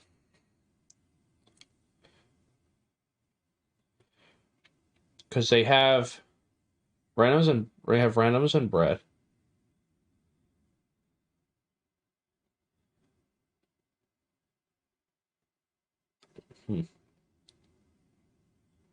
Just trying to think of a power forward. I'm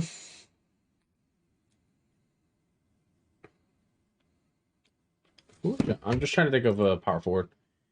Polo, Idris.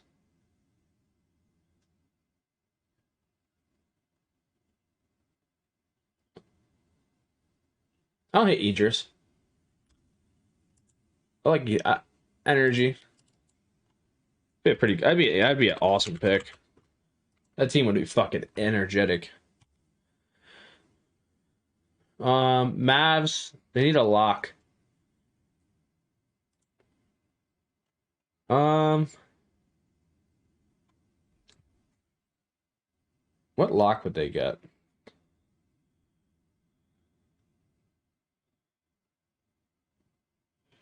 What lockdown would Liquid get? No, I'm just kidding.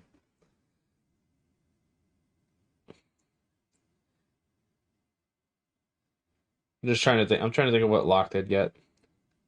Is bag? I put bag on the Magic, right? Yeah. Um.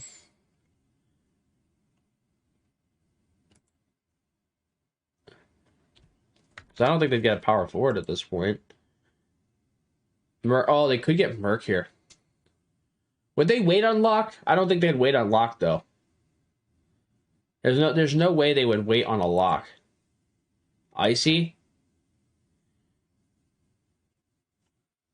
Oh yeah, I gotta take Nick Call off.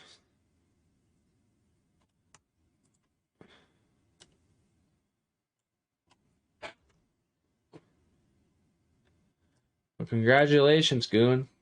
Move up into the big boys. How is Fakey not gone yet? Because he hasn't gone yet, Harris. Okay, that's how.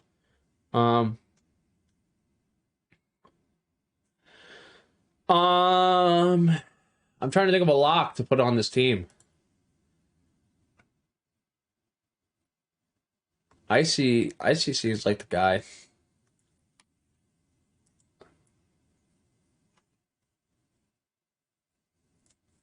Eat your clutch.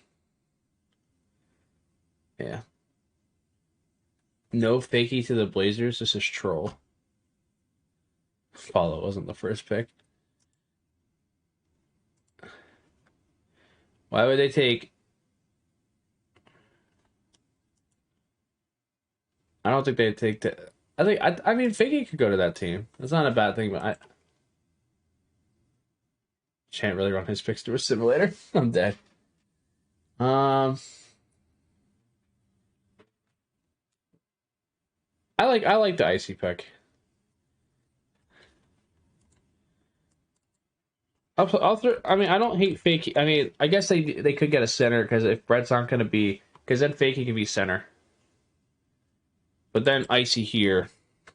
I don't hate those picks. Cavs Legion. They need a shooting guard.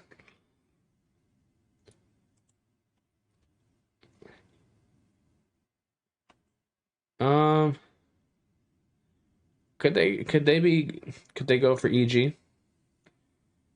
This is where it gets dangerous for Gen G. I mean, Beaverich is on the board. Beaverich could really just be there. He wouldn't be a bad pick for them. I'm gonna throw Beaverich on here. I know a lot of people like. I think that'd be a good, good for Fab.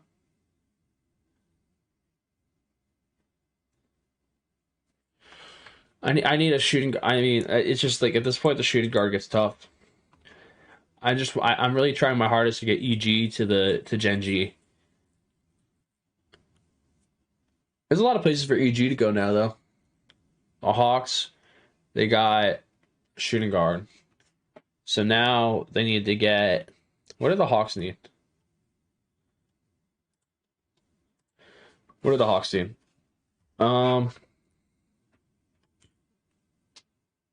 They need a power forward. Hawks need a power forward. Merck's on the board. Miles. Fuck it, let's do Merck. I also see them doing not. I don't know.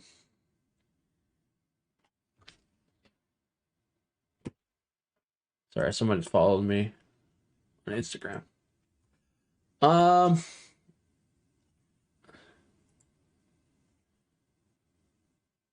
Where's Fakey at? Fakey's on the Blazers. Why is he tier B? Huh.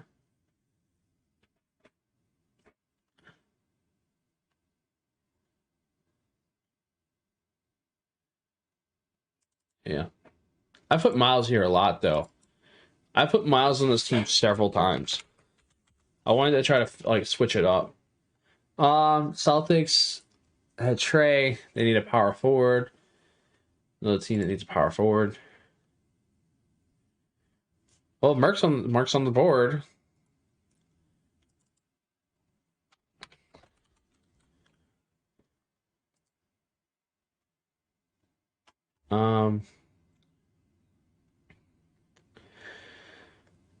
Magic. What do the Magic need? A center, right? Or power forward.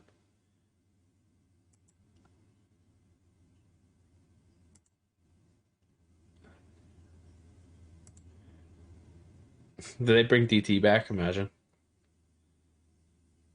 You know, I feel like this is the first time I'm gonna mock him here. I feel like this being their pick. Let's see here. Weird feeling that could be their pick. Yeah, I'm gonna get my phone charger real quick, guys. Let me just get my phone charger real quick. Sneeze. Change it up. Yeah, hang on.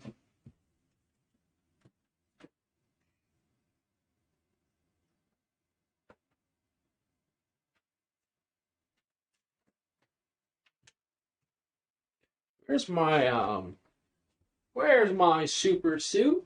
Wait a second.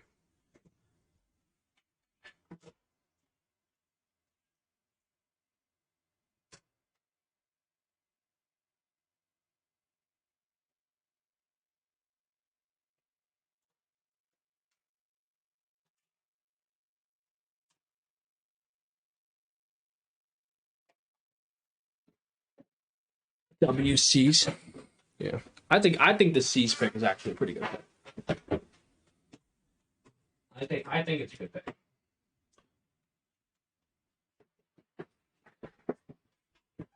Here we go.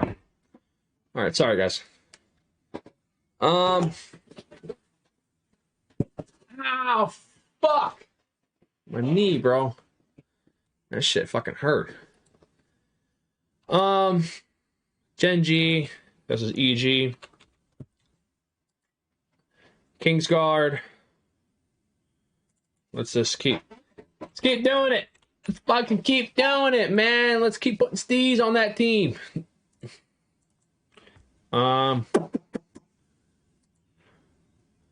Warnox.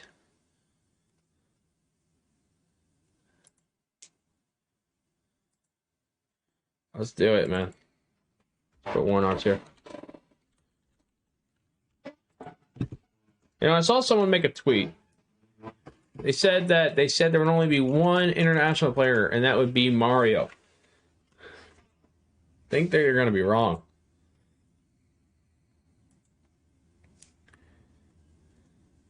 Yeah, I think there's a chance. Yeah. I think Warnock's going to be on this team. Shooting guard. I'll switch it up. You know what? I'll put Majestic here. Because that actually, I could definitely see it.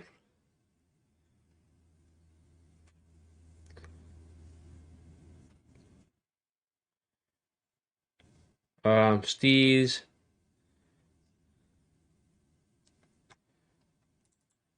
Let me just do this.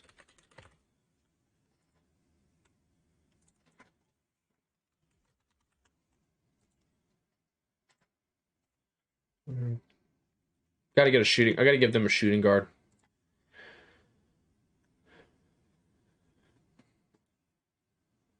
I could just put Screddy. That is their old. That is Rick Radiant's old shooting guard.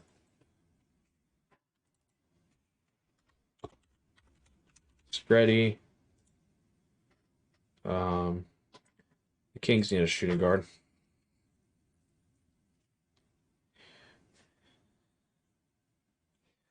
I'm trying to think what, like, I don't know what they're gonna do. I just don't see them going with, like, I feel like them going with, like, an older, like, a different player. Oh, this girl followed me. Yo, can we get W's in chat? I just had a, oh man, I'm so happy this girl followed me back. Oh hell yeah. Oh hell yeah. W's, bro. W's, guys.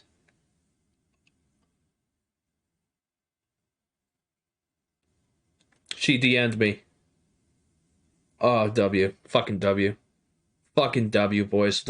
Listen, I wonder if you guys can see this. Oh, W. W. I don't want to show you guys her Instagram name. You guys will troll me. But listen, I've been trying to talk to this girl for the longest time at work. That's all I'm gonna say, boys. I need to think of a shooting guard. W. 25 years old. Focus up, champ. Go to the Nets. You sliding? Oh yeah, I'm a slide. I do it a different way, man. 50, by the way. Throw it away. What do you mean throw it away? She's a nurse, bro. She makes more, bro. She makes good money, bro. I'll have myself a sugar mama. What do you mean, bro? Like I'll take it. I'll take it. I'll take it. Shooting guard. I need a shooting guard that the Kings would take. I don't know, like, Mama doesn't play the game, so he's not going to choose the shooting guard. Walnut might say who he wants, but he's probably unsure. Probably doesn't know. I don't know what they're going to do with shooting guard, man. Every time I go to the Kings, it's just like, that's what the Kings tell me what they're going to do. I don't think the Kings know what they're going to do with shooting guard. They're fucked.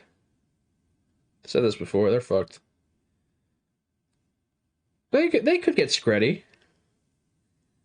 They play with Walnut. Walnut did play with Screddy in Vegas, but I don't think that's going to impact. I could see it. Who did? You know what? Let's do Screddy. Let's do Screddy.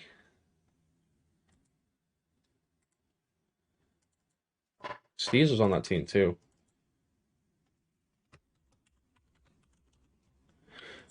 Screddy here.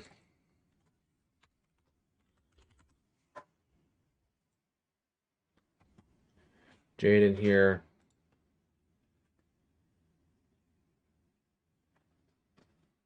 EG sack, hometown boy. Show first round? Yeah, I got you. Hey guys, can we get a sub? I haven't had a sub in a while. Like, I don't want to run ads. I don't want to run a fucking ad. But if I have to, we will. We haven't had a sub in an hour. Holy shit. I'm up at 2 o'clock in the morning. I don't want to run an ad. If all I'm asking is for 1 or 2 subs, guys. That's all I ask for. I appreciate all the support. Yeah, so this is the first round. You got Green, Zay, Gallo, Stick, Johnny, Ant, Cooks, Rain, Trey, Bag Motion, Saint, Unguardable, Kenny Zeus, Witness, DJ, Chaos, Daw6, Simo, Maddie, Footback, Chess, No Cap. So in about 2 minutes, I'm gonna run an ad. Jaden? No, I think they'll go with Screddy. I think this team will go because Steez and Screddy they played in Vegas together. I think that also they're gonna want to go with someone they're familiar with. I don't think that Walnut and Mama are that familiar with a lot of these prospects in the pool, and I feel like they'd be more comfortable with Screddy on the team, especially a guy who's been proven in the league for years. Why do you have so many power forwards going, but you have DT as a tier A draft? DT just hasn't fit any of the teams yet.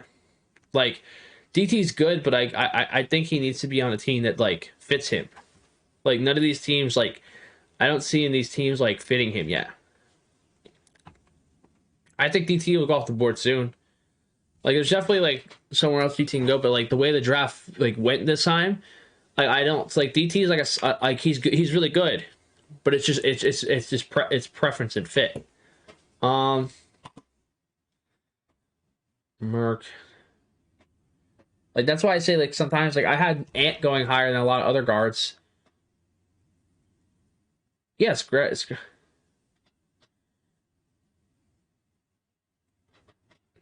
Yeah. I mean, let me see what shooting guard... I mean, they definitely could get DT at lock. and secure a lock for the Pistons. I could see that. Do a lot of teams need shooting guards at this point?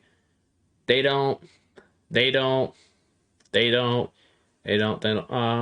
I mean, I could see DT then, because if a lot of teams don't need a shooting guard, I could see DT. I could switch that. That's fair. DT at lock or power forward, depending on what. Well, Chargers at power forward, but DT at lock here would be fair. Merc, Hornets. Now the Hornets can go lock here. What locks are available?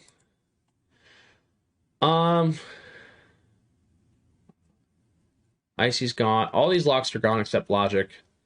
Mean Streets. Who'd I get? I gave them Simo, right? Yeah. Lock or power forward? Any really good power forwards? I think that he could wait on power forward. I think you got to secure your lock. So I feel like this wouldn't be a bad Logic pick.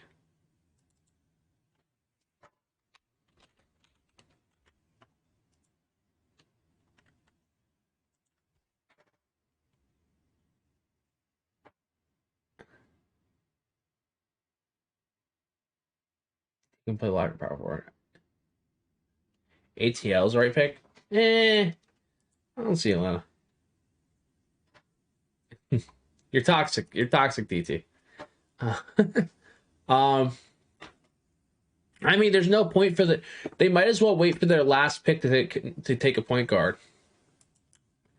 Like the Nets don't even need to take a point guard here. They might as well just take it with their 47th pick because no one else needs a point guard. They might as so they got to prioritize all their other positions.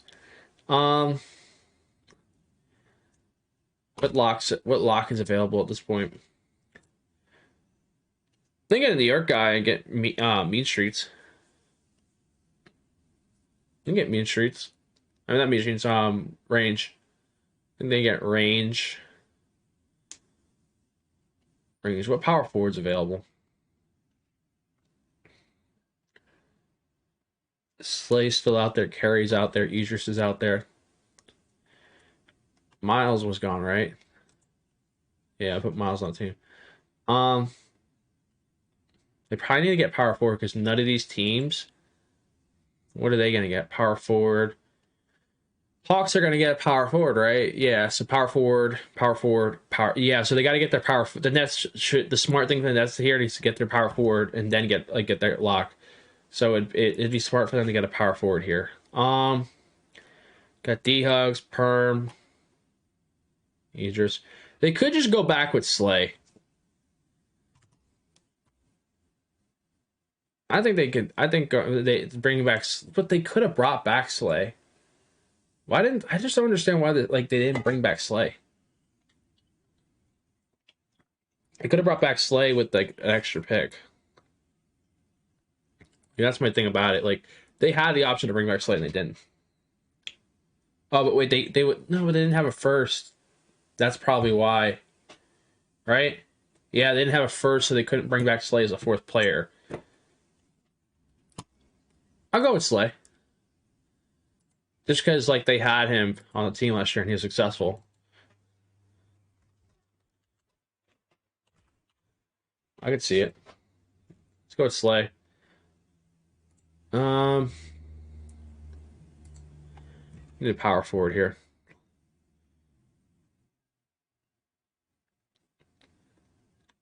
Carey. I could see Carey. You know who I'm gonna put here actually? Guy I think he's been hooping lately. This guy. First time I put him on my mock. But ask Josh. Guy actually another guy I think that's kind of really good. I need to give more credit to. Ask Josh. Now, B-Rich is gone. No longer a Wizard.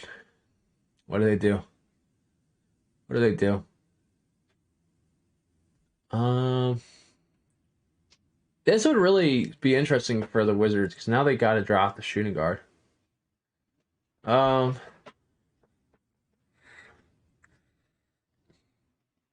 What do you mean, bro?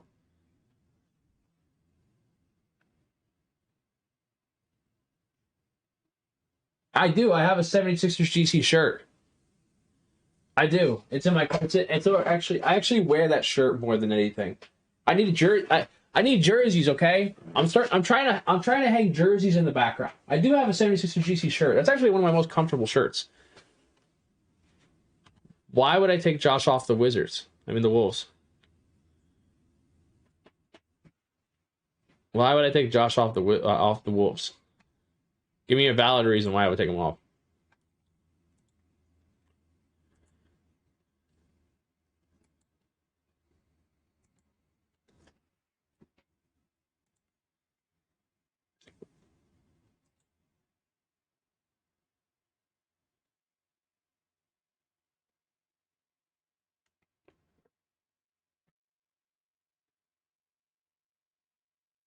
I don't understand though why. Like why? I'm getting no response. I don't know why. Like no. There's no like no one's giving me an actual reason. Polo plays power forward, right? Polo can play power forward, right? I'm pretty sure, right?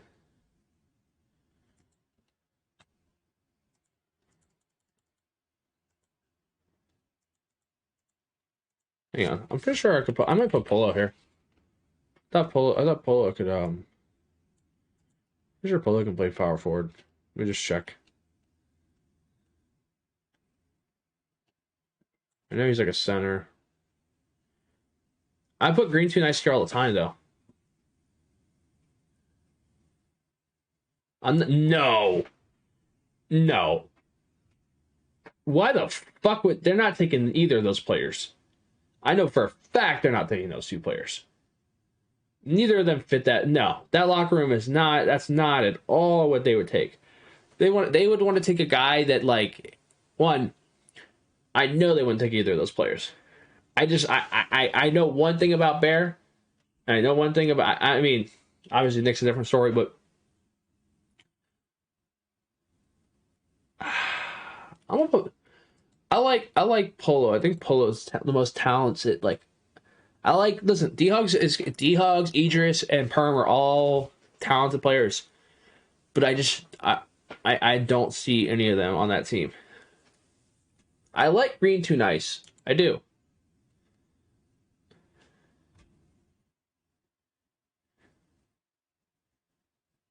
Oh, why is EG so low?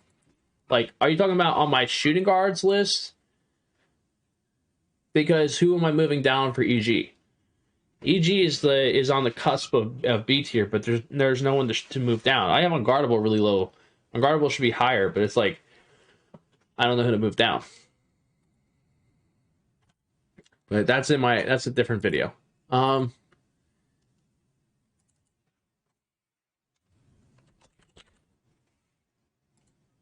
Try Polo. I think Polo is really talented.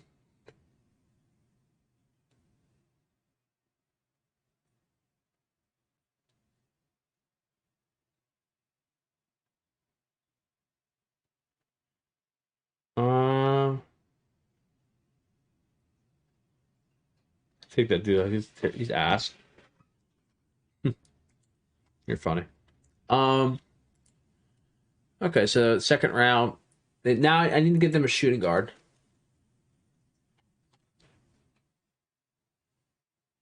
I don't know what shooting guard to give them.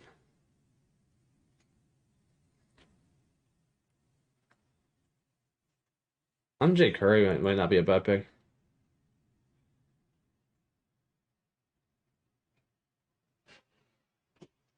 I'll go I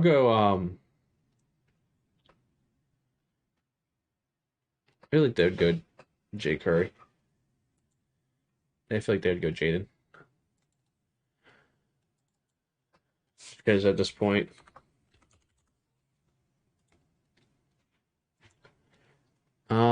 this is the Heat pick. Hang on. This is the Heat pick.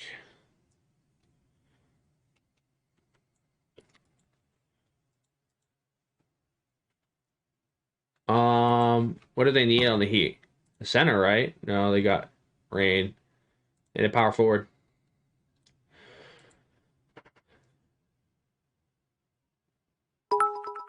Jesus Christ, that scared the shit out of me. Oh, I'm gonna run an ad. Ain't nobody ain't nobody subbed up. Enjoy this 1 minute ad. Um,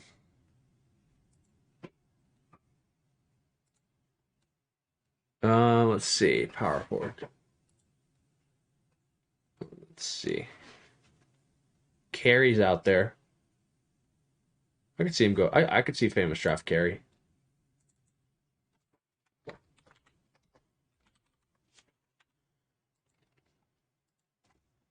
Raptors.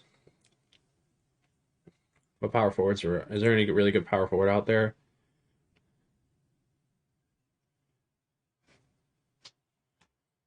I'm gonna do it. Ready for this one?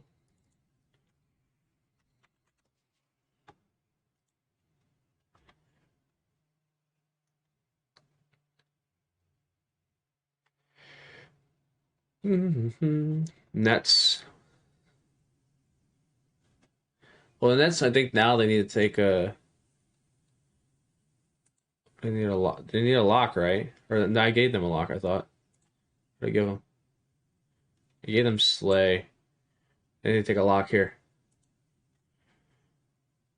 Range. This would be their range pick probably.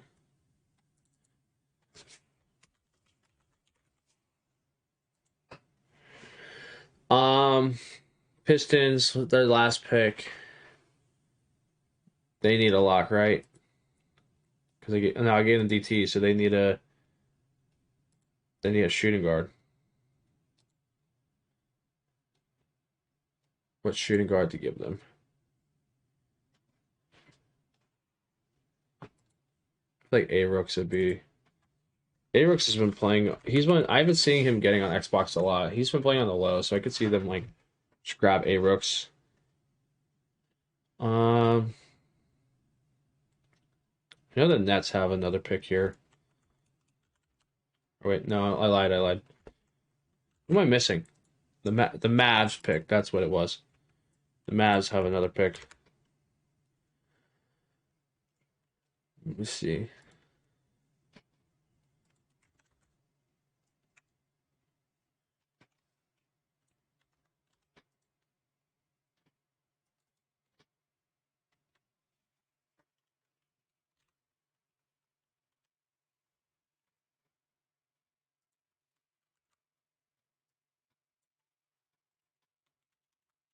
I just realized something. I have to go back and fix all the numbers for the picks. I've been one pick. I've been fuck. It's been all fucked up because there's still 51 picks. Ah, son of a bitch. So that means every pick is fucking one up.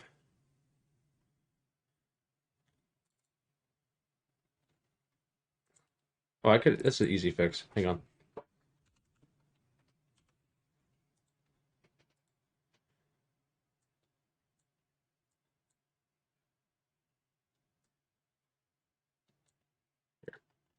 Let's do this.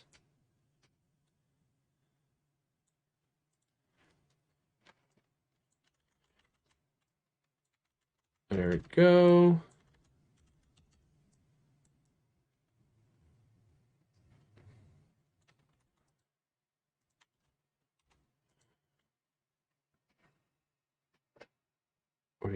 Okay.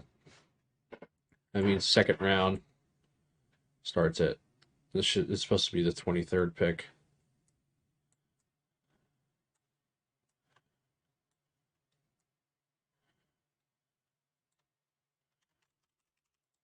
Yeah, that rearranges everything. It's annoying. So it's technically 30 now.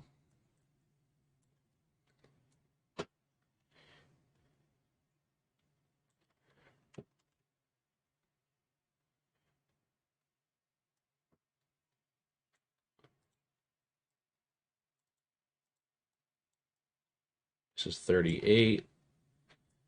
And then this is going to be 39. This will be 43. This actually did change my mind. Like that, like a lot of the picks changed in here. A lot of the picks changed. Jolo and symptoms. What position Swan? He's a lock. I don't think Logan drafted this. Check hit the same.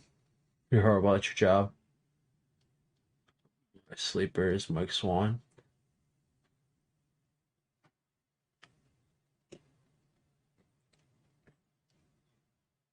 They need a shooting guard that can play PG.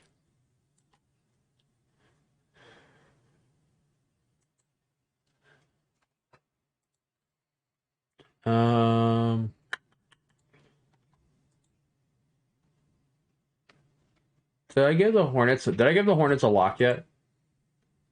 Yeah, I gave them logic. What did they get the Mavs as a lock? Icy. They need a power forward. When the Slay went, this is the PG pick. Last point guard. So the point guard that's gonna go to the Nets is either Sullivan, Fana, or My TV.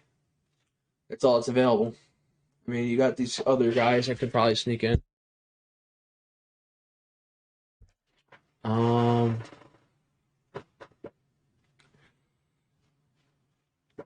think this is interviews, all interview. It really just comes down to who has the best interview. I think I put no cap on the Wizards. Yeah, I put him on the Wizards.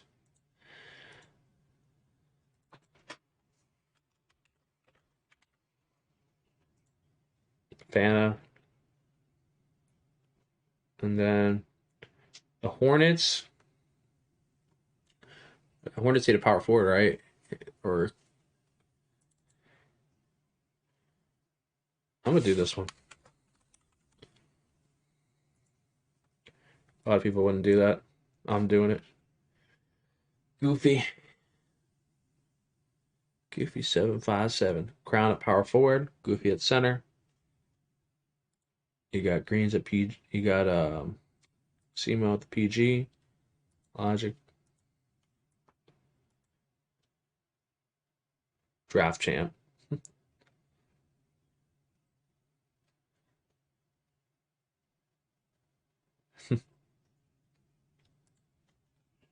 Goofy and Crown.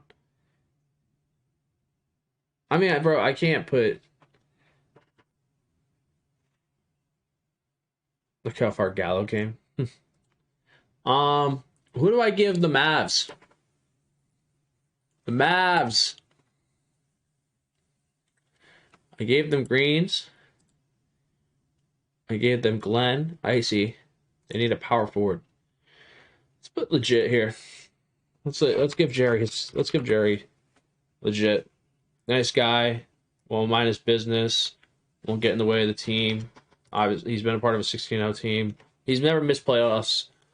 Did well in playoffs as well. Perm. Oh my god, I forgot Perm and D-Hugs. Oh my god. Oh, fuck. I didn't put them on teams. Oh my god. That's so tough.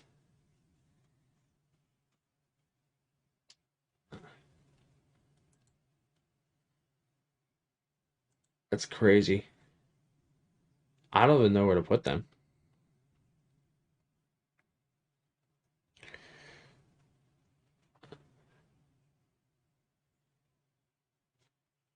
Idris is on the board.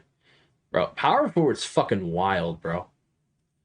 Because, again, power forward is so built off of preference for teams. Like, teams aren't going to...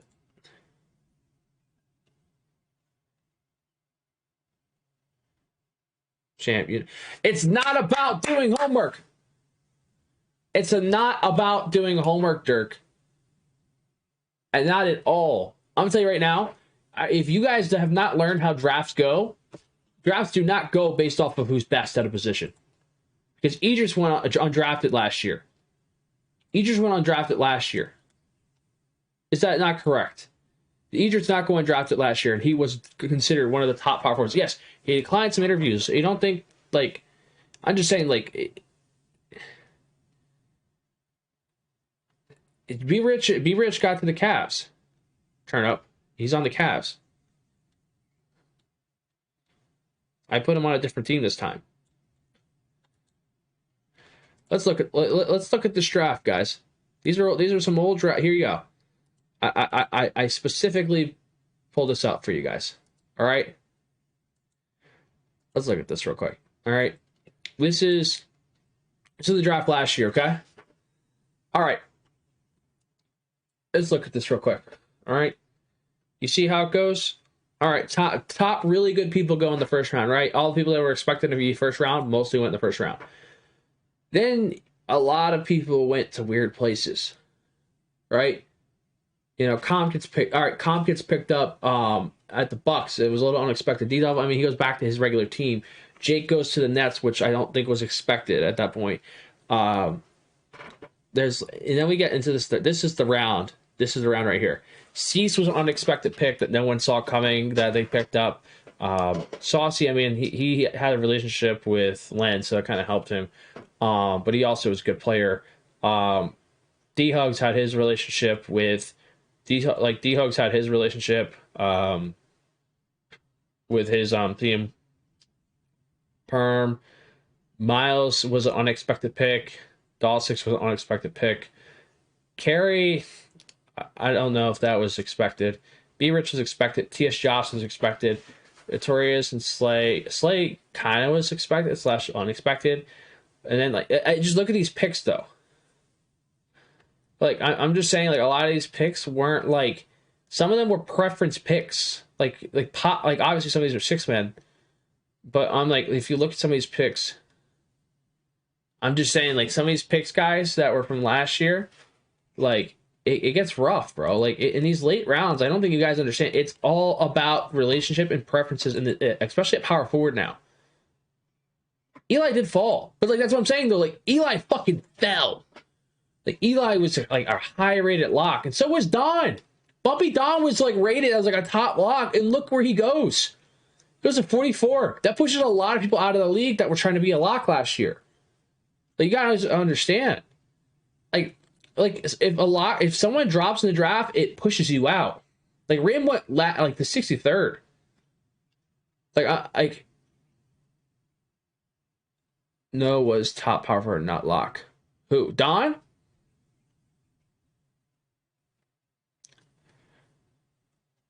I'm just. But do you see what I'm saying, Kier? Look. Idris went undrafted, but look at these power forwards. Now, Idris did decline interviews last year, but it's different this year for him. But I'm just saying, Don was power forward. But he played lock too. He was power forward and lock. I know I like Don more on lock than I did power forward, personally. That's just my opinion. He switched, kind of like how Green 2 Nice is right now. Right? But my point is, guys, people drop, man.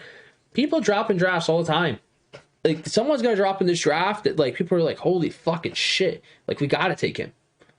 Like, we got to take him. Like, that's just what I'm just saying. Like, there's someone who's going to drop.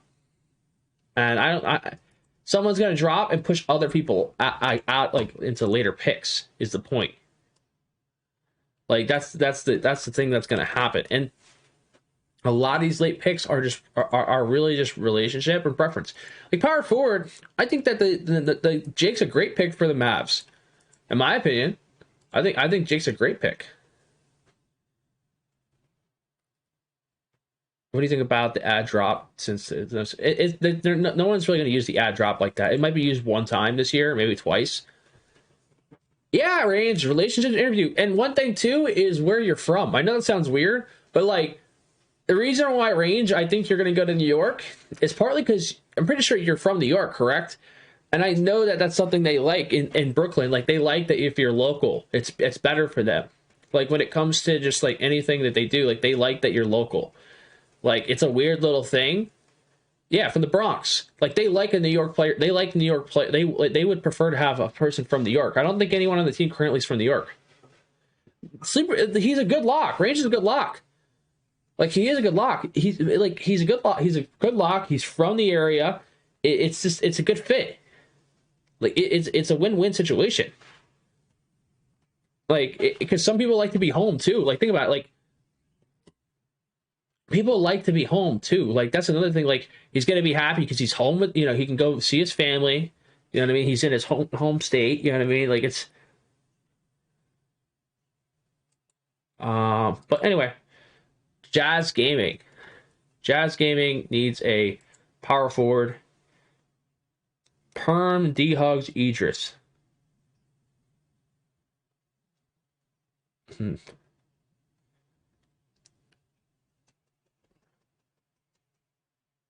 I don't know if that's a tough choice. Idris, D-Hugs, or Perm. Which one would Comp pick? Well, who would Comp take as a power forward here? There's no locks out there, right? I mean, it could surprise us and take time to cook. Could take time to cook. Or we could just take Green through nice. Nah, but D-Hugs and Perm's been hooping. I could see him take Perm. The Perm. It's just crazy to see Idris and like someone always goes undrafted. Seldom went undrafted. What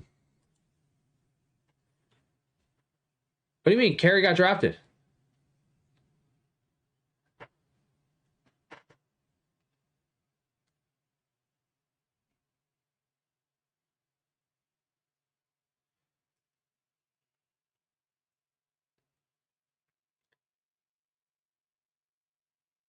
I thought I took Idris in second round. No, I changed that pick.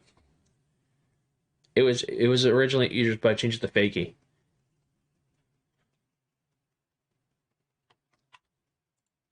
It gets tough, bro, after first round for point guards, bro. Like if you're point guard, I mean, someone could take these like a point like one of these point guards and throw them like a double ball handler. So like some of these teams that need shooting guard might not like any of the shooting guards, and they might go with a really talented player. What team? Let me look at something.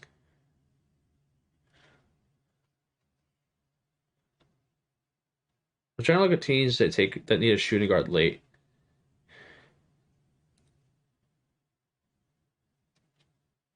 Someone's gonna take one of these top guards, though. I might take one of the shooting guards off.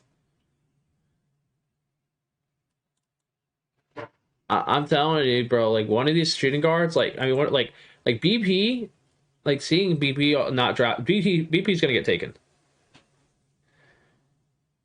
No, like BP, I'm dead ass. You will get taken by someone. I feel like if you don't get slipped in the first round, I wouldn't be shocked if a team that needs a shooting guard snatches you up. The Hawks wouldn't take you back, obviously. I don't think the Mavs are taking you. Who'd I give a shooting guard here? Would the Wizards do that? Ooh. Ooh.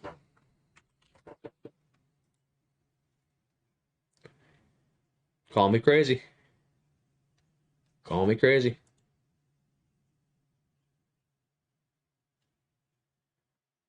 Call me crazy.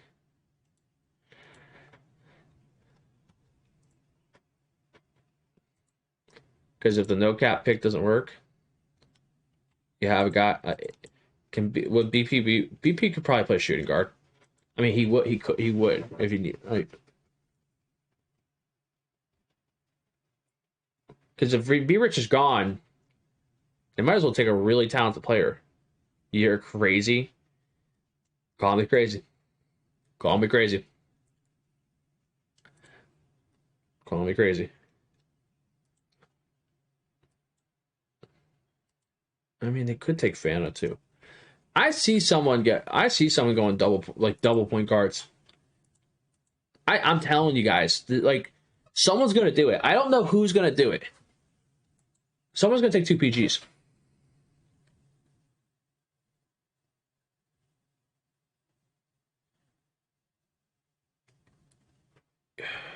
Oh, you told you told me I call you crazy. Call me crazy.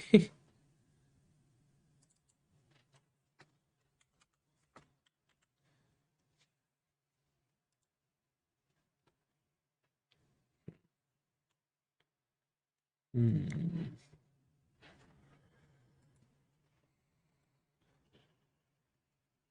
Just going back and changing some of these picks.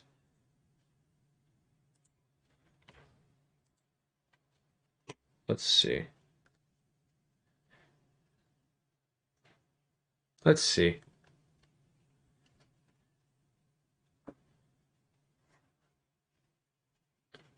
Pick. They wouldn't take Fana. That's ready. That's ready there, I think.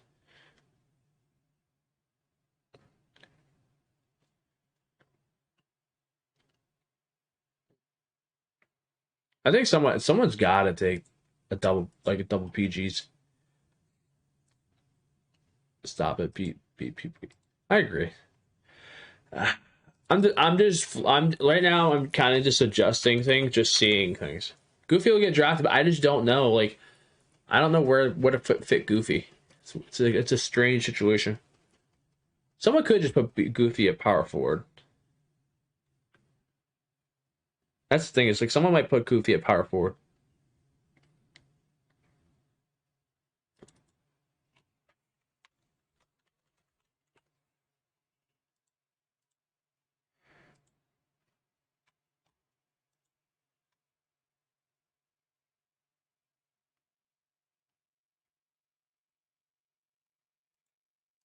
I'm just moving some picks around. I'm trying to see.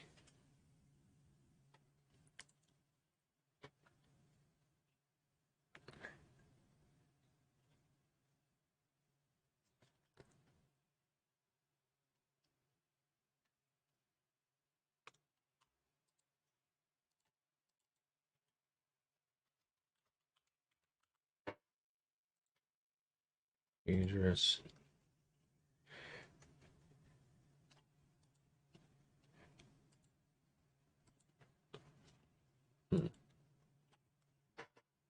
Goofy with dimes. Yeah, actually, they don't fuck with each other. They used to be on a breakout team for years. What are you talking about, Kier?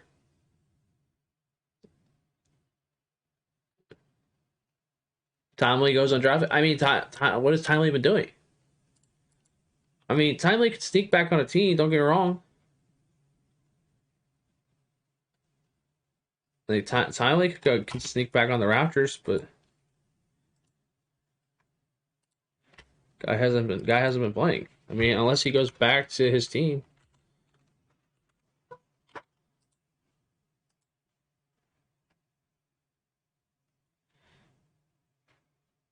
I'm just having a tough time trying to figure out where Timely fits in.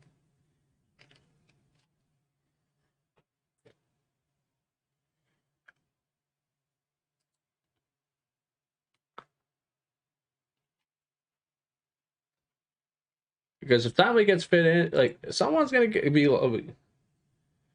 Glowski is the only place I could see Glow is going to either the Bucks or the Raptors. That's it. That's all I see, man. I don't really see anything else.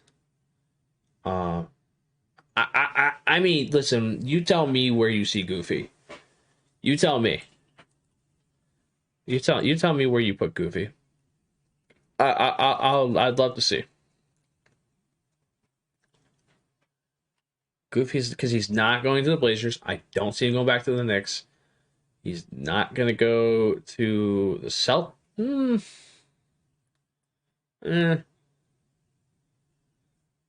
hmm.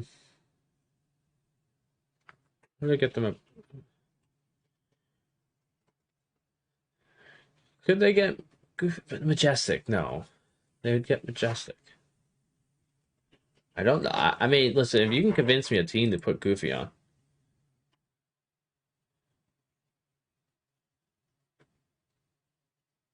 there's only a few teams I see certain people on. Like Goofy, Goofy getting the Raptors is the only team I could see. This is the only team at this point in the draft, because if he get Rain, why would they get Goofy? Why would they do that?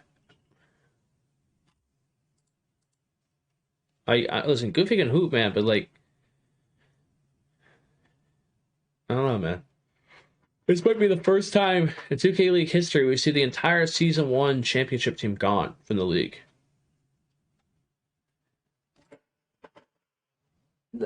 That's actually a debate topic. That's a good debate topic. I gotta add. That's a debate topic.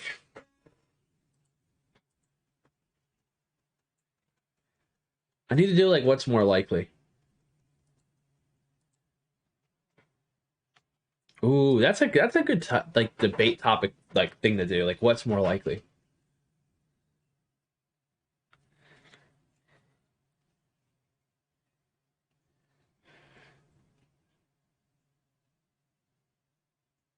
No, with 6-man, a lot of teams will shock you going for experienced players. Like, yeah, I mean, teams will go with experience later on in the draft.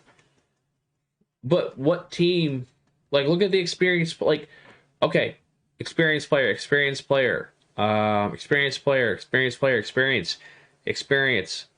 like, you're in the third round. Experienced player, experience.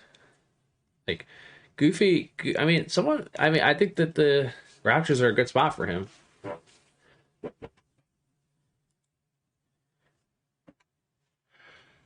Goofy's getting drafted for sure. But then tell me where. Tell me where Goofy's getting drafted. Convince me. Explain to me where. Like, I hear Goofy's getting drafted, but where? Give me an example of a team that Goofy's going to, and I'll understand it. Like, but like, if you don't give me Goof should be in the league, but Champ is making valid points, not enough center spots. Goofy, like, it's just where does Goofy fit? There's not like it's not necessarily like Goofy can play power forward.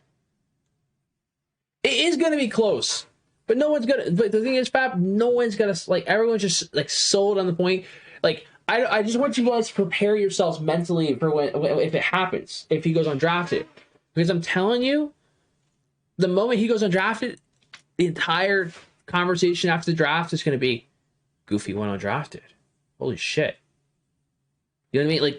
Like that will be the number one conversation, man. Like, yeah, but like a lot. But how much marketing has Goofy put that he's going for power forward for teams? He could go in interviews. He could go in interviews and say it maybe, but like how much? Like let's be honest, guys. How much has Goofy promoted that he's power forward? Can you confidently tell me right now? Could you confidently tell me right now that like Goofy is 100% going to like he can be power forward? No cap.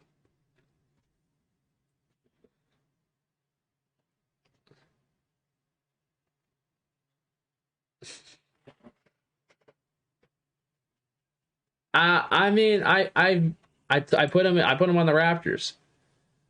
I put him on the Raptors.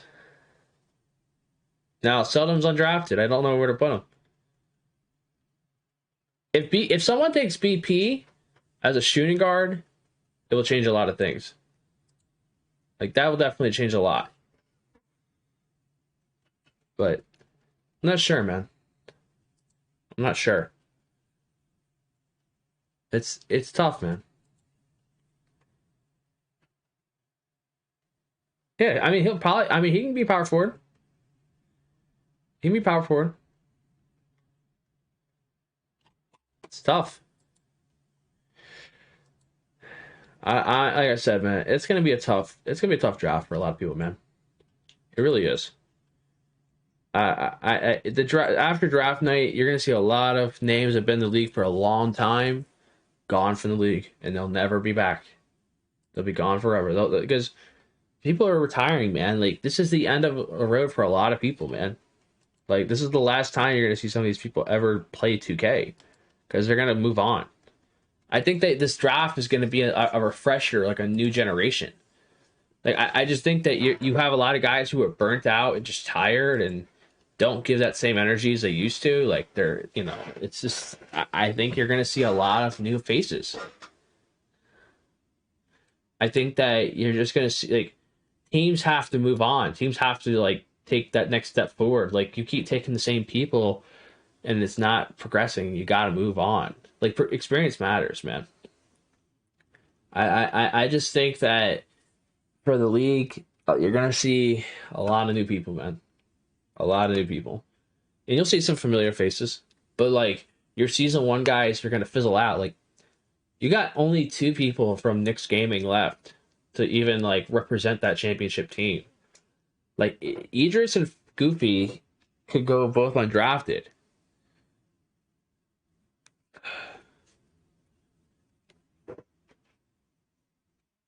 Like, it's just, I don't know.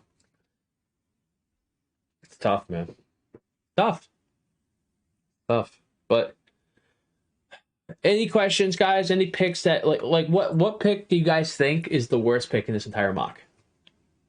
Like, first round. Worst pick in the first round. Worst pick in the first round. We have 156 people here. It's about 3 a.m. We've had a great stream. Appreciate everybody that's been in here. Worst pick in the first round. Pick that you guys just absolutely disagree with. I mean, I think it's a pretty good first round. I don't think there's anyone here that's, like, unbelievable. It's definitely a different. I mean, listen, I could switch a no cap pick to a couple people, but I think that that's a fair representation. Nothing looks that bad. Yeah, I don't think anything looks that bad. I think it's been pretty good. Ooh. I mean, my only thing is, Fab, and I don't want to say this, but Larry just had a newborn child. Does he really want to go away from his child for 6 months? Like, these are, like, really important months of, like, having a kid. Like, I think he wants, like, if I'm Larry, I want to be home, man. Like, I know he wants to be part of the league, but, like, and I mean, it'll help pay bills, but, like, does he want to be away from his family? I'm not on this, to throw it away. Like, I'm being, like, realistic. Like, unless, like, he can go to a franchise that, like, is going to let him bring his, like, family with him and have them at, like, the place he's at, I don't see, like... JT, I had you on the Raptors for a minute, but, like, I'm just being honest with Larry. Does Larry want to be on a team? I mean, yeah, but, like, you don't think it runs through his head a little? Like, his decision before the baby was different compared to now when the baby, like before you have a baby, and then when you have the baby, like, it's just a tough decision, man. Yeah, I said the Raptors. I think the Raptors would be a good team for you. But, I don't know. Yeah. I just think that, it's tough for me. Like, I just think Larry needs to go to a franchise that's gonna, like, give him the ability to bring his family, because I think that changes a lot. Like, I think that would help him a lot. I think it's just really hard, like, having a newborn child at home while you're away. Like, I think in a year or two it's different. A year from now it's different. Larry's life's totally different. Like, it's easier. But, like, that first year a baby's born is, like, the hardest year to be away from a child. Like, especially when it comes to bonding and attachment. Like, I'm just, like, for me, like, I've worked in NICU and everything and PICU. I think Glow goes there. JT to Pistons. Why would JT go to the Pistons? He's gonna. Yeah, that's true, JT. I mean, that's important, but, like, I don't know, man. It's so tough to me. Like, I get that, JT. Go, like, I get it. Parents go away from their kids to go make money for their kids and send it home. It's just that I have a hard time. Like, it's just hard for me, man. Like, I don't know, man. Like, working in PICU and SICU and seeing all those kids, like, I don't know if people, like, that's tough. That's a tough ask of anybody. Like, I'm sure Timely's been focused on like being a dad, and that's why maybe we haven't seen as much as him because he's been focusing on his family. Like I don't know, man. I mean, listen, if he can do it, good for him. Where's Larry originally from? Where's Larry originally? Is he from Florida or no? If he's from Florida, I don't know. Tampa? Okay. I don't know. Wherever Larry's from, like I don't know, the league is gonna be like I'm sure everyone's heard the rumors of where the league's gonna be. And if their franchise locates to there, then it's a little different. Maybe then they'll be able to have family in there. Like if all the players had single apartments in this new destination, yeah. So if the destination where the league's gonna be at this year, um if they have single apartments and they allow people to have family in those places, that would be big for the league to have single apartments for people so they could like be, I don't think that's possible. I think it's dual. They can share. But like I don't know. That'd be interesting. But I just think for it's a hard ask of Larry to leave his family. But hey man, if he does it, good luck to him. I just think that's something that you do have to ask yourself. But anyway, JT, yeah, JT. I had you on the Raptors for a minute, and then I put Goofy there.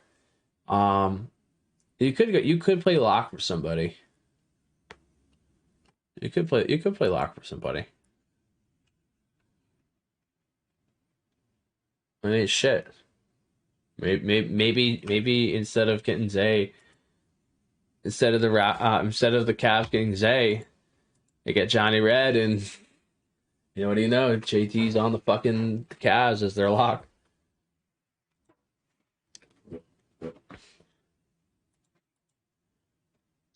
I don't know, man. It's gonna be interesting, man. It's gonna be an interesting draft, guys. It's gonna be an interesting draft. Um, any other picks that just is there any other picks in the late rounds? Exactly, Chant. Buddy works for you. Oh man, buddy. You know it, buddy. Nah, JT's a good player, man.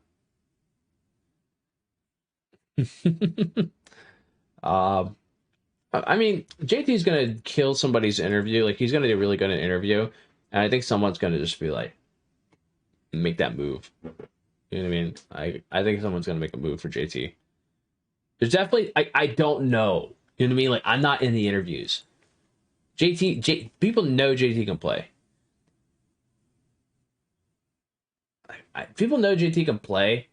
It's just I think that what will win people over is just how good JT is compared to a lot of people in interviews, and that's overwhelm. I will overwhelm somebody to like be like, you know what, this is a person that we need this personality. Like sometimes like everyone can play the game, but sometimes you just need that fucking like home personality that's gonna bring the team together.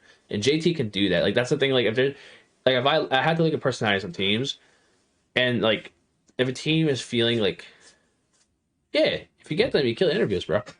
JT, if you don't mind me asking, how many interviews have you had this year? If you don't mind me asking, like honestly, like I'm curious how many interviews you've had. Because if one interview,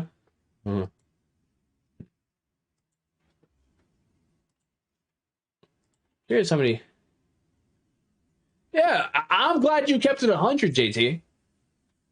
I'm glad you kept it 100 though. Like most motherfuckers, I got motherfuckers tell me, oh, I got 16 interviews. Bullshit, you got fucking 16 interviews.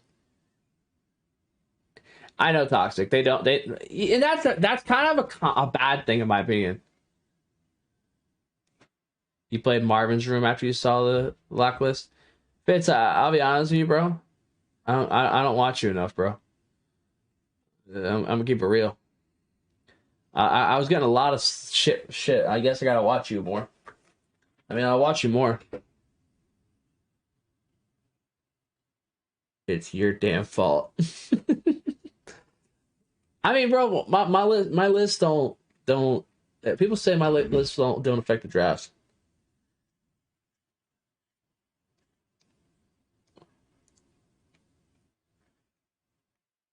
I mean, listen, my list don't affect anything according to most people in the community. My list don't matter, so it shouldn't matter if you're on my list or not. I mean, that's what they say though. They say my list don't do anything. Interviews somehow draining. Yeah. How many interviews you got, Bag? Be honest with me, bro. Honest to God interview.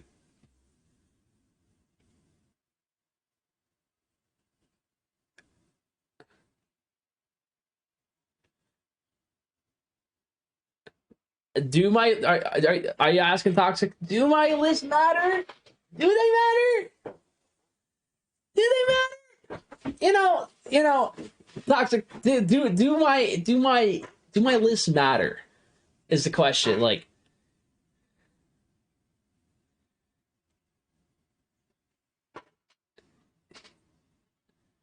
I really Bag. Like, I would love to know. Perm snuck in the back door.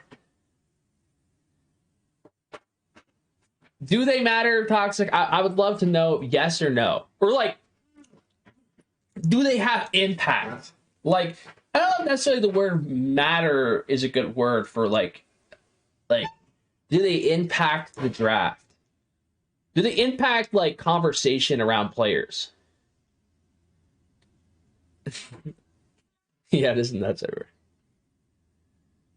I think that creating I think in a way I create buzz around players and it does benefit.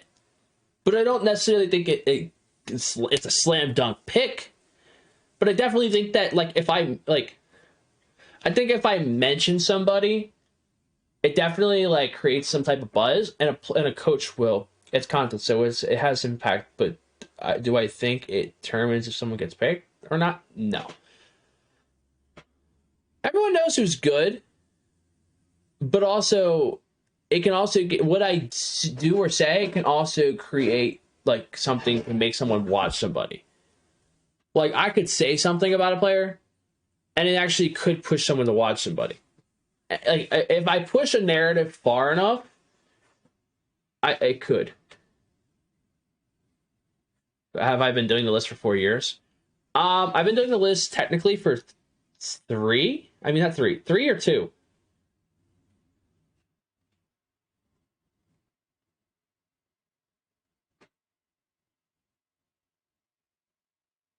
My lists are distractions for hard workers. What player have you pushed that wasn't getting picked? I mean, that's a good pick. I mean, part of my list, that mock draft I've seen ESGN shake my head. Sorry, I was reading a comment. Let me go to an old list. Like, let me go to my let me go to an old list because I could tell you an old list from way back. So like when I really went hard with ESGN, I could tell you. Give me a second.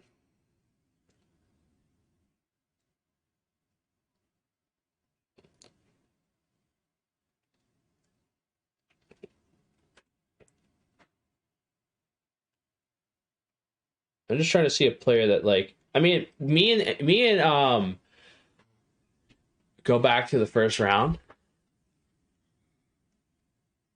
I mean, me and Harris pushed Mario like fucking crazy. Like, but like that was something like I don't know. That wasn't all us. Like at the end of the day, Mario had to do his thing, but like we definitely pushed him.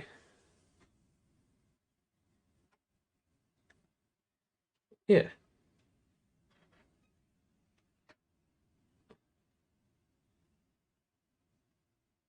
Like my thing is like there's definitely somebody like all right, last year I did a draft and undrafted list, right?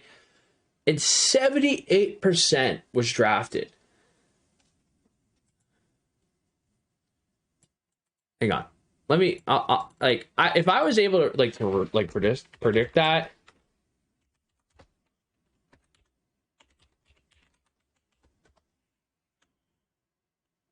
Here, let me pull something up on your guys' screen real quick. You guys ready for this? Here, let me show you guys something. All right. This was my draft. Hang on. This was drafted, undrafted. Oh God, hang on. This was my drafted, undrafted list. Now, please ignore the terrible text. Okay. So I had this was right before the draft. Hoodie Dre, Ant Season, Bucket, C's, Fantasy Season, Green Light. So out of all, like, I can't remember how many picks were last year. How many people did it? Like, let me count how many people were undrafted. Mo was undrafted. Antoine was undrafted. So 1, 2, 3, 4, 5, 6. That's 6 so far. All drafted. 7, 8.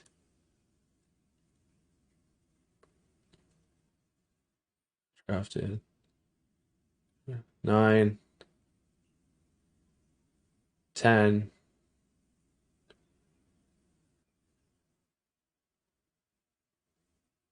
11.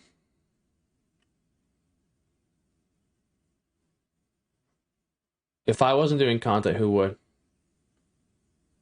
I'm glad people enjoy the content though. Like I mean, a lot of people don't want to do this content too. That was the biggest thing when I first started out, guys. You have to understand, a lot of people didn't want to do this content.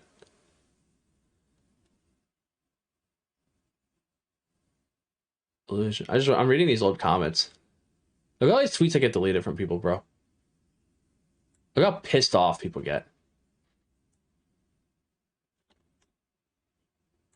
34 quote tweets.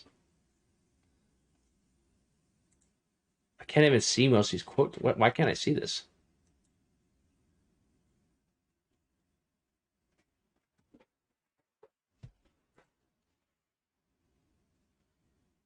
Had 82. There was 80 likes on that. Holy shit.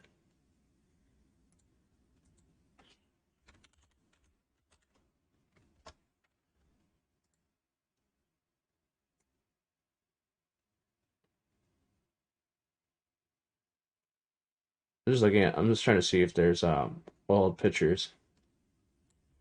ESGN. I could just look up ESGN old, like, all the pictures.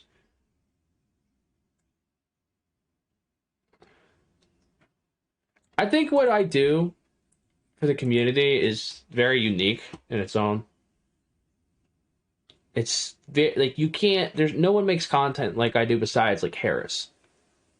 Like, not like Famous was the originator of like Pro and Sports Center, but he never made lists. He always kind of just reported on games. He never made like a list.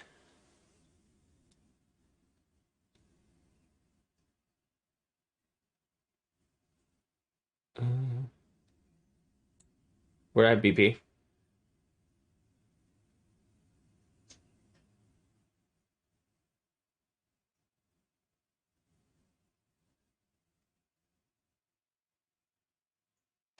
I showed him. I mean, I interviewed him here, like Fab. Like if I didn't appreciate him, I wouldn't have interviewed him. Like I interviewed him in like literally off season. My goal was to try to help him in the league. It wasn't just for the benefit of the league. I wanted to see Mario in the league.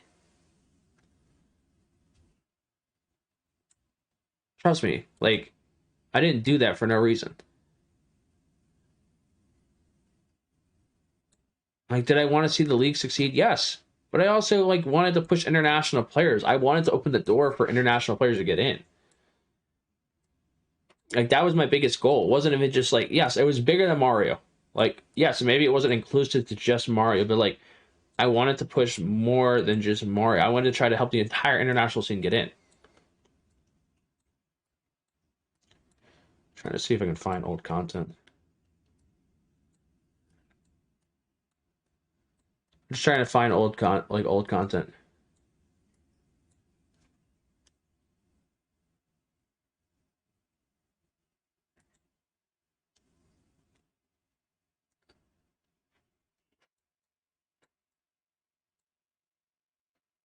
I added unnecessary pressure. I mean, but you had to push Mario had to be the face. You had to create a face for international players.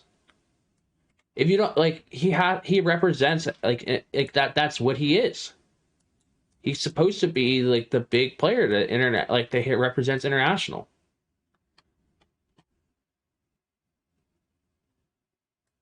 It does take a team. That's fair.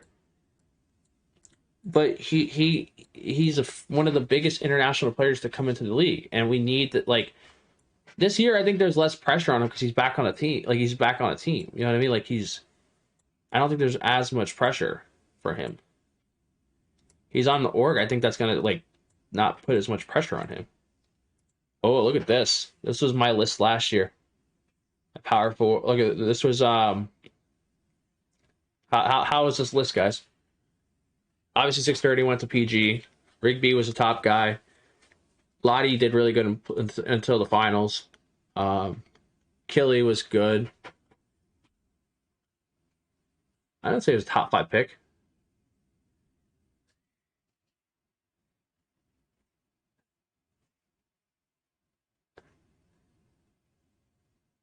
Pressure comes with being a pro. I'm just trying to see who on here. Follow, I really underrated on here.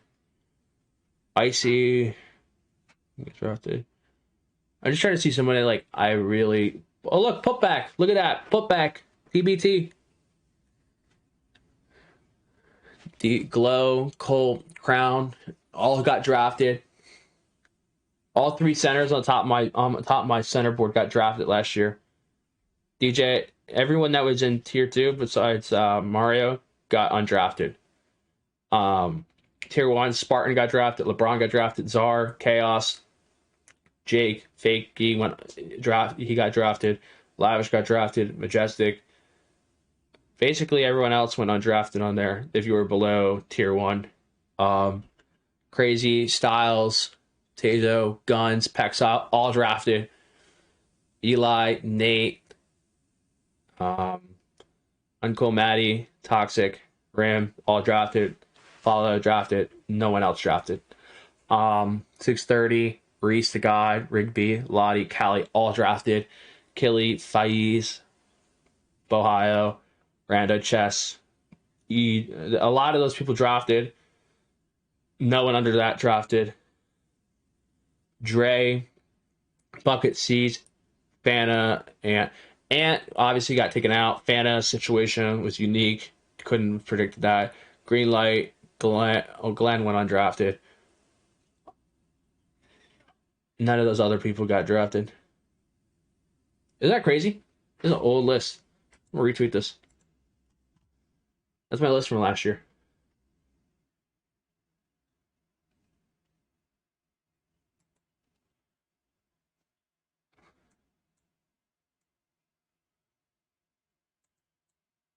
This was my coach's tiers last year. Look at that. My coach's tiers last year.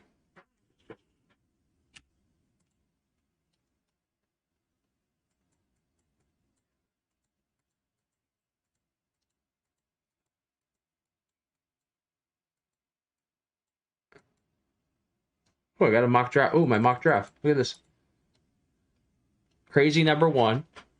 Bucket, Tazo, Guns, Sav, Glow, Rigby, Czar, Lavish, Spartan, Grease the God, Mario, Crown, Exile. That last year was just I don't remember how I ranked them. I had a video on it. Last year it was tough. I don't remember how I ranked them last year. I think I kind of just guessed on a lot of it. To be honest with you. You know what's great about ESGN? You can always go back to old content, find it on ESGN. And I don't post a lot. I don't retweet a lot of stuff on ESGN purposely, so it's easier to scroll through everything. So you can go back to find old content. easier. This was another mock. Let me see this one. Oh, this was the mock. This was the big mock with me and Joe, where we hosted the mock. This had 5,000 views. Holy shit! Wait, what was this video? Hang on.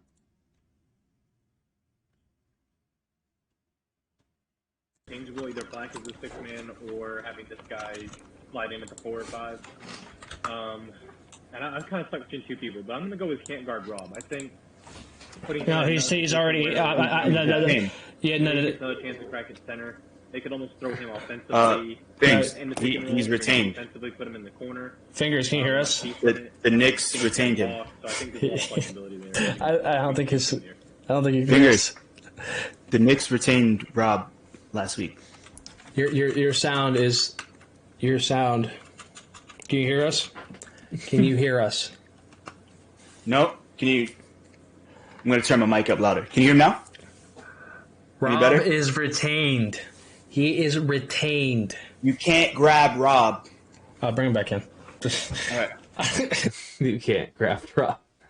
That's a classic right there, bro. That's a classic. No, his mic, he couldn't hear us. It's not that he ignored us. Wait, do you want to see the full board of the current mock? I was just looking at the old mocks real quick. Oh, you need the order? Okay, I got you. Hang on. Sorry.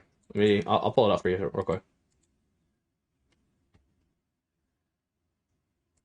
Yeah. So this is mock right now. This is mock 7.0. This right here is the mock.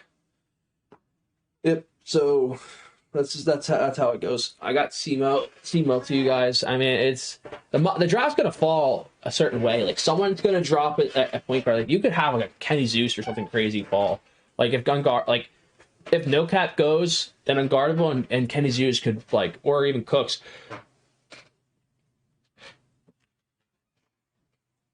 I might put myself in the draft to see what happens.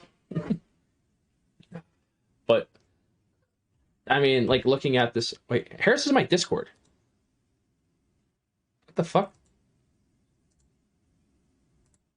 Hello? Champ. When the hell did you get in here? I just popped in. Oh. Okay. I was like, what the fuck? I just saw it on my screen. I'm like, what the hell? Good morning. Good morning. Holy shit. You been sleeping? I took a nap. Then I woke up and I realized you were still streaming. You're like, holy shit, he's streaming at 2 a.m. with all these people. Bro, your first round is whack. Good. I mean, Good. I mean, where does it go south for you? I wouldn't say south. I'm just surprised that Dietrich. Gets No out. Dietrich first round. No Putty top 20.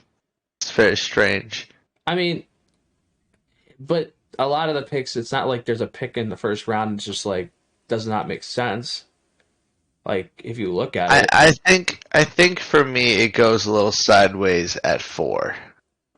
I don't think the Bucks let Johnny get past them if they're there.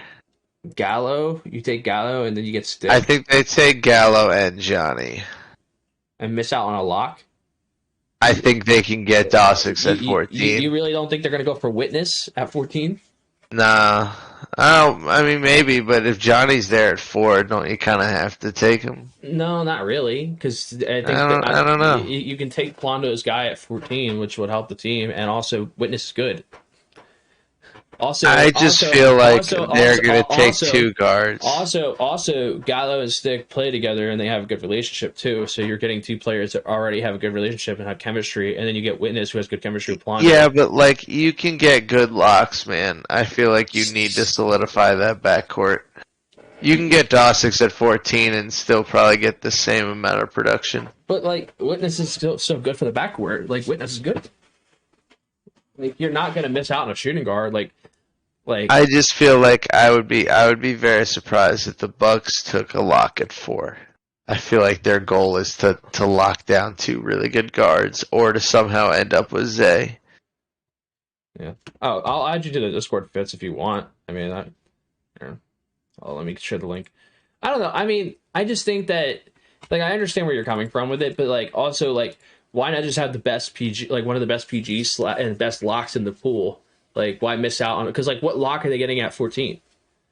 Like, All 6? I mean, I guess, but you're not about, you don't think that like, that's, like, gonna make, like, hurt something? No.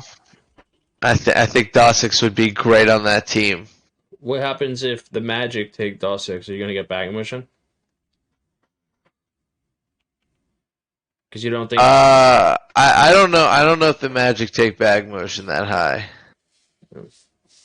Well, I don't know who the That feels like a Kenny's. I don't know. I feel like the Magic take Kenny Zeus at 10. And then, well, then I mean, Unguardable would just go to the... Then Unguardable would just go. Yeah, to the Blazers. Yeah. That's fair. We get Greatness 2.0, or what we were supposed to get in Vegas. I mean, Nobody says he's playing PG. I mean... I don't really... You're trolling. Whatever gets them to the playoffs, man. But, well, I mean, no matter what, they don't need to take Kenny Zeus till 12. I mean, because it's not the Heat aren't going to take a point guard or a shooting guard. I just feel like you're not going to see locks go as high as we think because there's so many like decent ones this year. Like I could definitely see Stick dropping out of the top 10. Yeah. That one I don't think so. Like where is he going if he's not going 4? I think Famous will grab him. At 11? I mean, I think he would take him at 8. I feel like at 8 he's going to take Rain because then the Magic would take Rain at 10. You got to get your big guy. Would they take him at 10? Yeah, I think so. What? I mean, how do you know they're not? I would take Rain if I were them. I feel like 10 would be easy.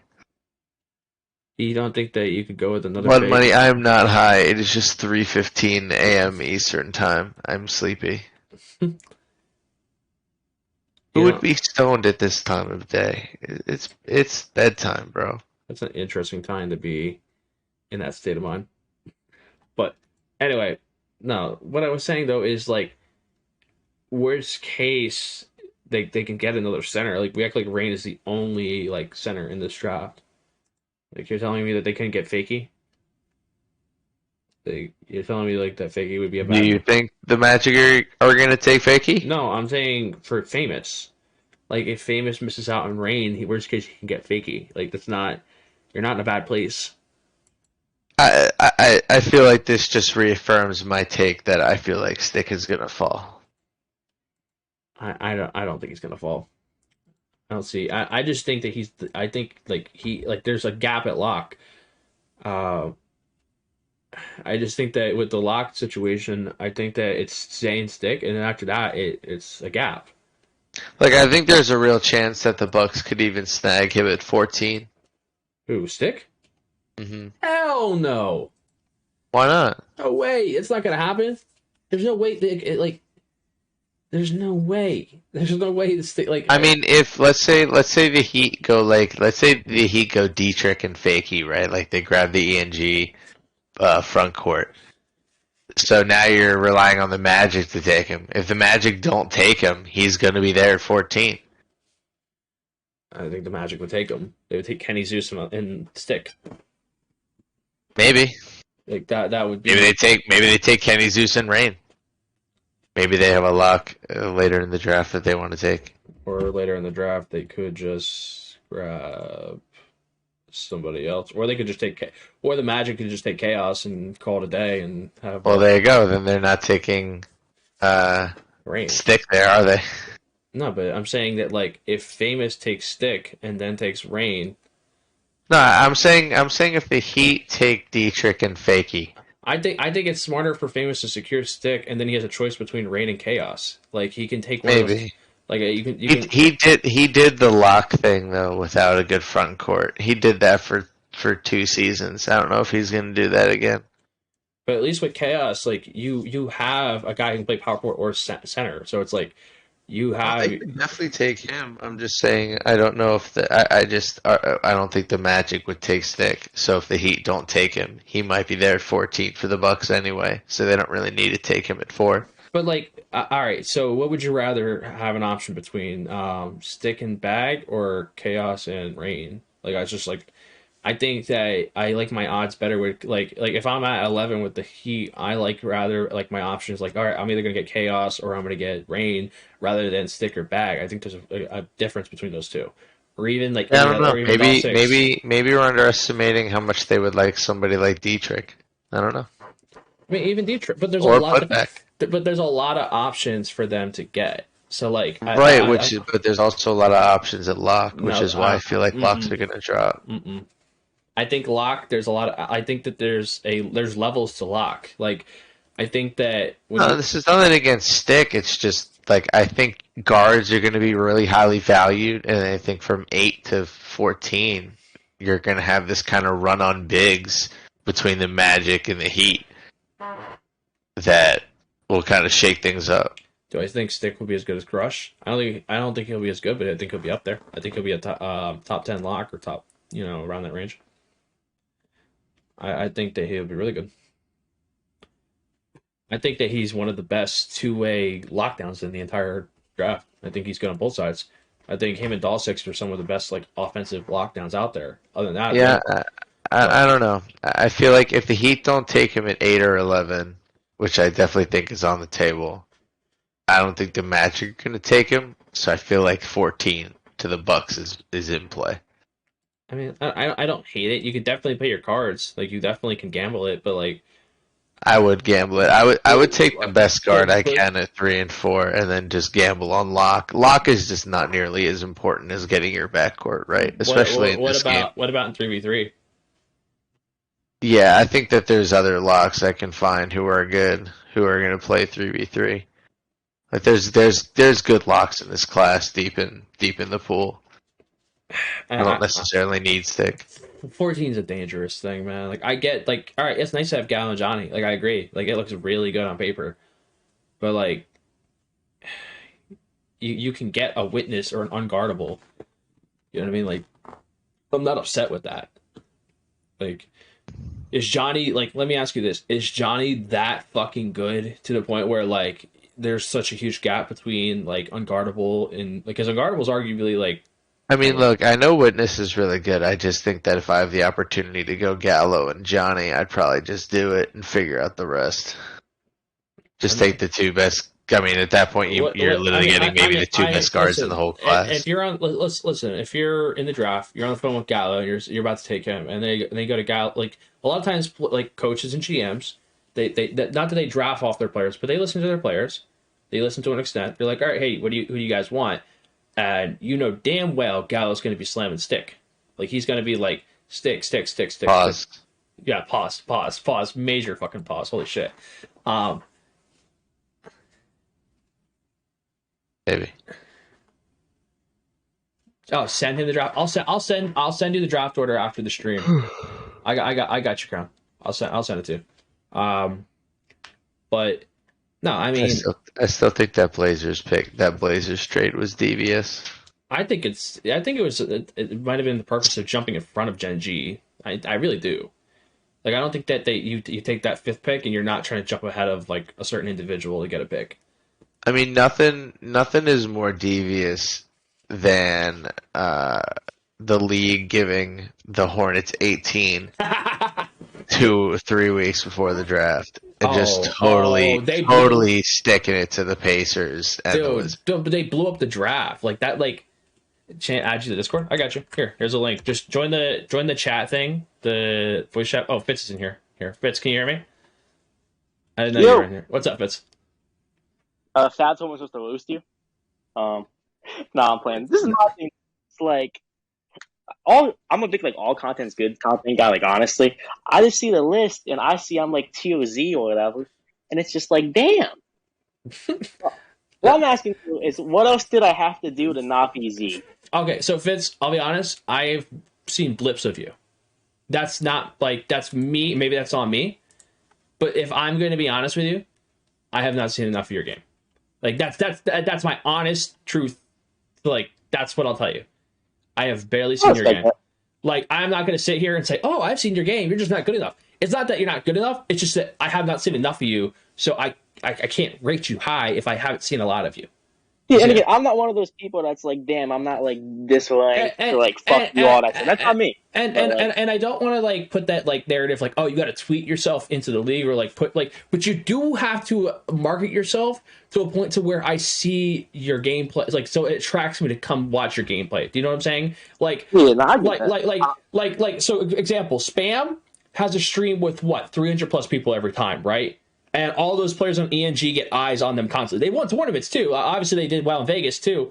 But like, I'm just using them as an example. There's a lot of eyes on them. They put themselves out there a lot, and it attracts me to go watch their games more. And there's definitely people that I miss on list, and I know that like me and Harris can fall victim to this because like we don't see everybody. You can't like the amount of games that go on, and like especially the times games go on. Like let's be honest, I've seen fucking series start at fucking 3 a.m. or 4 a.m. You know what I mean? Like it's insane. And I'm not saying it's you. I'm just saying in general, I can't see everybody. Because like someone that I think I really underrate is fucking what's his name? King's World. I underrate the hell out of King's World. I know I do because I know he's good. I've seen him a couple times, but I just don't have a large enough sample size to be like, man, he's that guy. You know what I mean? Yeah. From my point of view, it's like I won like this, like one of like the first league tournaments. Yeah, you won one of the first league tournaments. I actually, you know, it's funny you mentioned that. I went back to go watch something on it because I found like something on YouTube with it because I was trying to find it, but I found a little. But like that's all I saw. Like I saw you guys won a couple. I think you went far in a couple tournaments and a couple leagues too. I saw that. Like I saw it was early on. Like you did really well early on from what I saw. But like yeah, and it's like I won the toxic thing that was like a month ago. And again, I'm cool 2 weeks ago. I'm cool not being it. Like. On this stuff, I just want to know what else I gotta do because, from my point of view, it's like I want stuff early, I want stuff in the middle. I have like the best top line. Yeah, here's my thing. Like it's kind of just part of it is the luck, right? Getting recognized. Like you ever hear like those high school prospects that like, all right, they have like a crazy breakout game and it made it on TV. Like they're think about it around the country in football, right? There's guys out there who will probably have crazy games, but no one's ever gonna know about it, right? Unless like ESPN like somehow discovers it or finds it, right? So what you're saying is my friends suck. No, it's not your friends, but you need to market yourself to a point to where like I know what's going on, and like, and I'm not saying like Crown did it really well last year. Crown was like kind of underrated, right?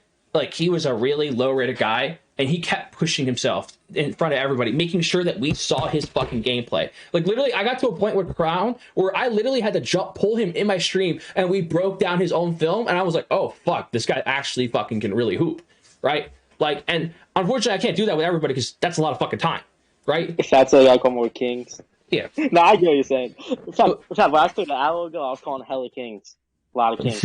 Nah, but I get what you're saying, and again, I appreciate the honesty and all that too. It's just like from my point of view, I just saw the list and was like, damn, what else can I do? Like, damn, but I get what you're saying. Yeah, but like, listen, can you get in? Yeah, like my list doesn't dictate who gets in and out, but like in the future, like the greatest opportunity, in my opinion, for anybody to make a name for themselves is honestly post draft. It's the easiest to market yourself because everyone's in the league, and you're a very unique person. Like. You go in the off, like I mean, if you get drafted, you know, good for you. But like, my thing is like, if you don't get drafted, it's the most important time for most prospects, and a lot of them do this. They give up after the draft. They take a break. I'm telling you, if you run those tournaments in post draft, you usually fucking get drafted. Like remember when Ant and Rigby and all them were running tournaments in post draft, and now they're all in the league. Like basically everyone's in the league. So, like if EG gets in with this year, you know, all those guys, like they'll all be in. But they were grinding post-draft like crazy. They were like playing post-draft tournaments and all that shit. And, you know, like it's something that not everyone wants to do. But like, especially if the UPA runs an event in the like, you know, during the off season and you go out there and you kick ass, like, let's be honest, most of the guys like Kenny Zeus wasn't like, he didn't have this big recognizable name until Dallas. Like Dallas really elevated him to a level. Now he's looked at as a like possible lottery pick or first round pick. You know what I mean? Like, he's elevated himself so far. Like, a guy who really came up this year in pre-draft was Gallo. Gallo, I think, really raised his stock. Greens, he's been good for a while, but also I think Eyeball really helps, like, with marketing and pushing him. So that helps him. Like, that is a part of it. Marketing is a part of this. Like, unfortunately, like, you can be a really good player, but if you don't put it out there, unfortunately, people aren't going to see it. My point of view, it's like I come from Madden, right? So like at the Yeah. quarters, and it's like with Madden, it's like if you like good, like you get rewarded for that. Yeah. And if you're not, and like you don't, like it's different from this. I feel like a dickhead to like tweeting like, oh, I just beat like X, Y, and Z. I just graded him and him. I'm like using like other people's names. I know, and that's the tough thing about it. It's like, oh, you don't want to tag and say I beat, but you see, like, unfortunately, like, I need to know that you beat fucking, like, you don't have to tag them. But if you like show a screen, like, and I know people like try to like spit on the idea of like, oh, don't post screenshots. But like, if you post a screenshot at like, not like, it's not that like you scout them off the screenshot, but it's like, oh damn, like he went and just fucking hooped against a bunch of league players. Let me go find this stream and go watch it. And that's another thing too, is like, you got to make everything accessible. If you just beat the shit out of like, let's say you know eyeball earlier in this 2K, right? They had like a bunch of league players. They had Dave Fry, Crush, fucking all those guys. If you fucking just kick their ass, that should be on YouTube somewhere. Like, and even if it has 2 views on it, like, or 3 views, like, I'll go. I've actually watched games before. Like I clicked on someone, I was like, oh shit, like they kicked this team's ass. Let me go see what happened. And like, obviously 2K is different now with power forward. So like power forwards, I don't judge any. Like, the only way you can really judge power forward at this point is now compared, and like not early on. But other positions are a little different.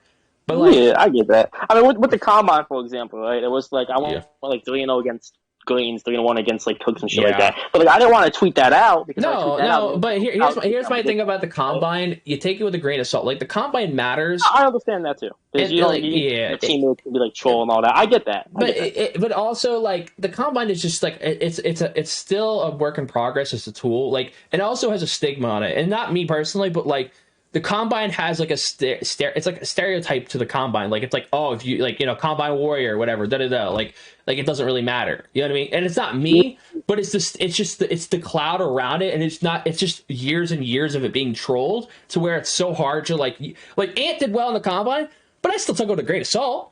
Like, I wasn't like, man, like fucking Ant's crazy. What made me kind of go over the top with Ant was like what he did at Vegas. And yes, he played shooting guard, but like, I got to see him in game. Like, I was in Vegas, so I got to see him, the way he interacted with his players and the way he just like kind of brought the team together as a leader. Even though he wasn't in the star role, he still was like a big part of that team. And like, you had to be there to see that. And I know GMs and scouts saw that. Like, the GMs and scouts that were there, that saw the way he was controlling that team, and just the way he was just like he was like calling out places, like, guys, like, listen, like, do this and that. Like, literally, there was like a game-winning shot, I think, in one of the games. I think it was against like Steez and them or Burn and them or something. It was like the way he was like just communicating with the team, and everyone was fucking locked in on him. Like, he's never played with this team before, never. Like, the team he was with there, built for this, none of them ever played with them. Like, how much weight do you think like the Toxic tournament had in that? Like with the draft. So like the Toxic tournament, I think the Toxic tournament, like, I watched parts of it because like I know that, like, I'm pretty sure I was actually in the broadcast for that for a little bit.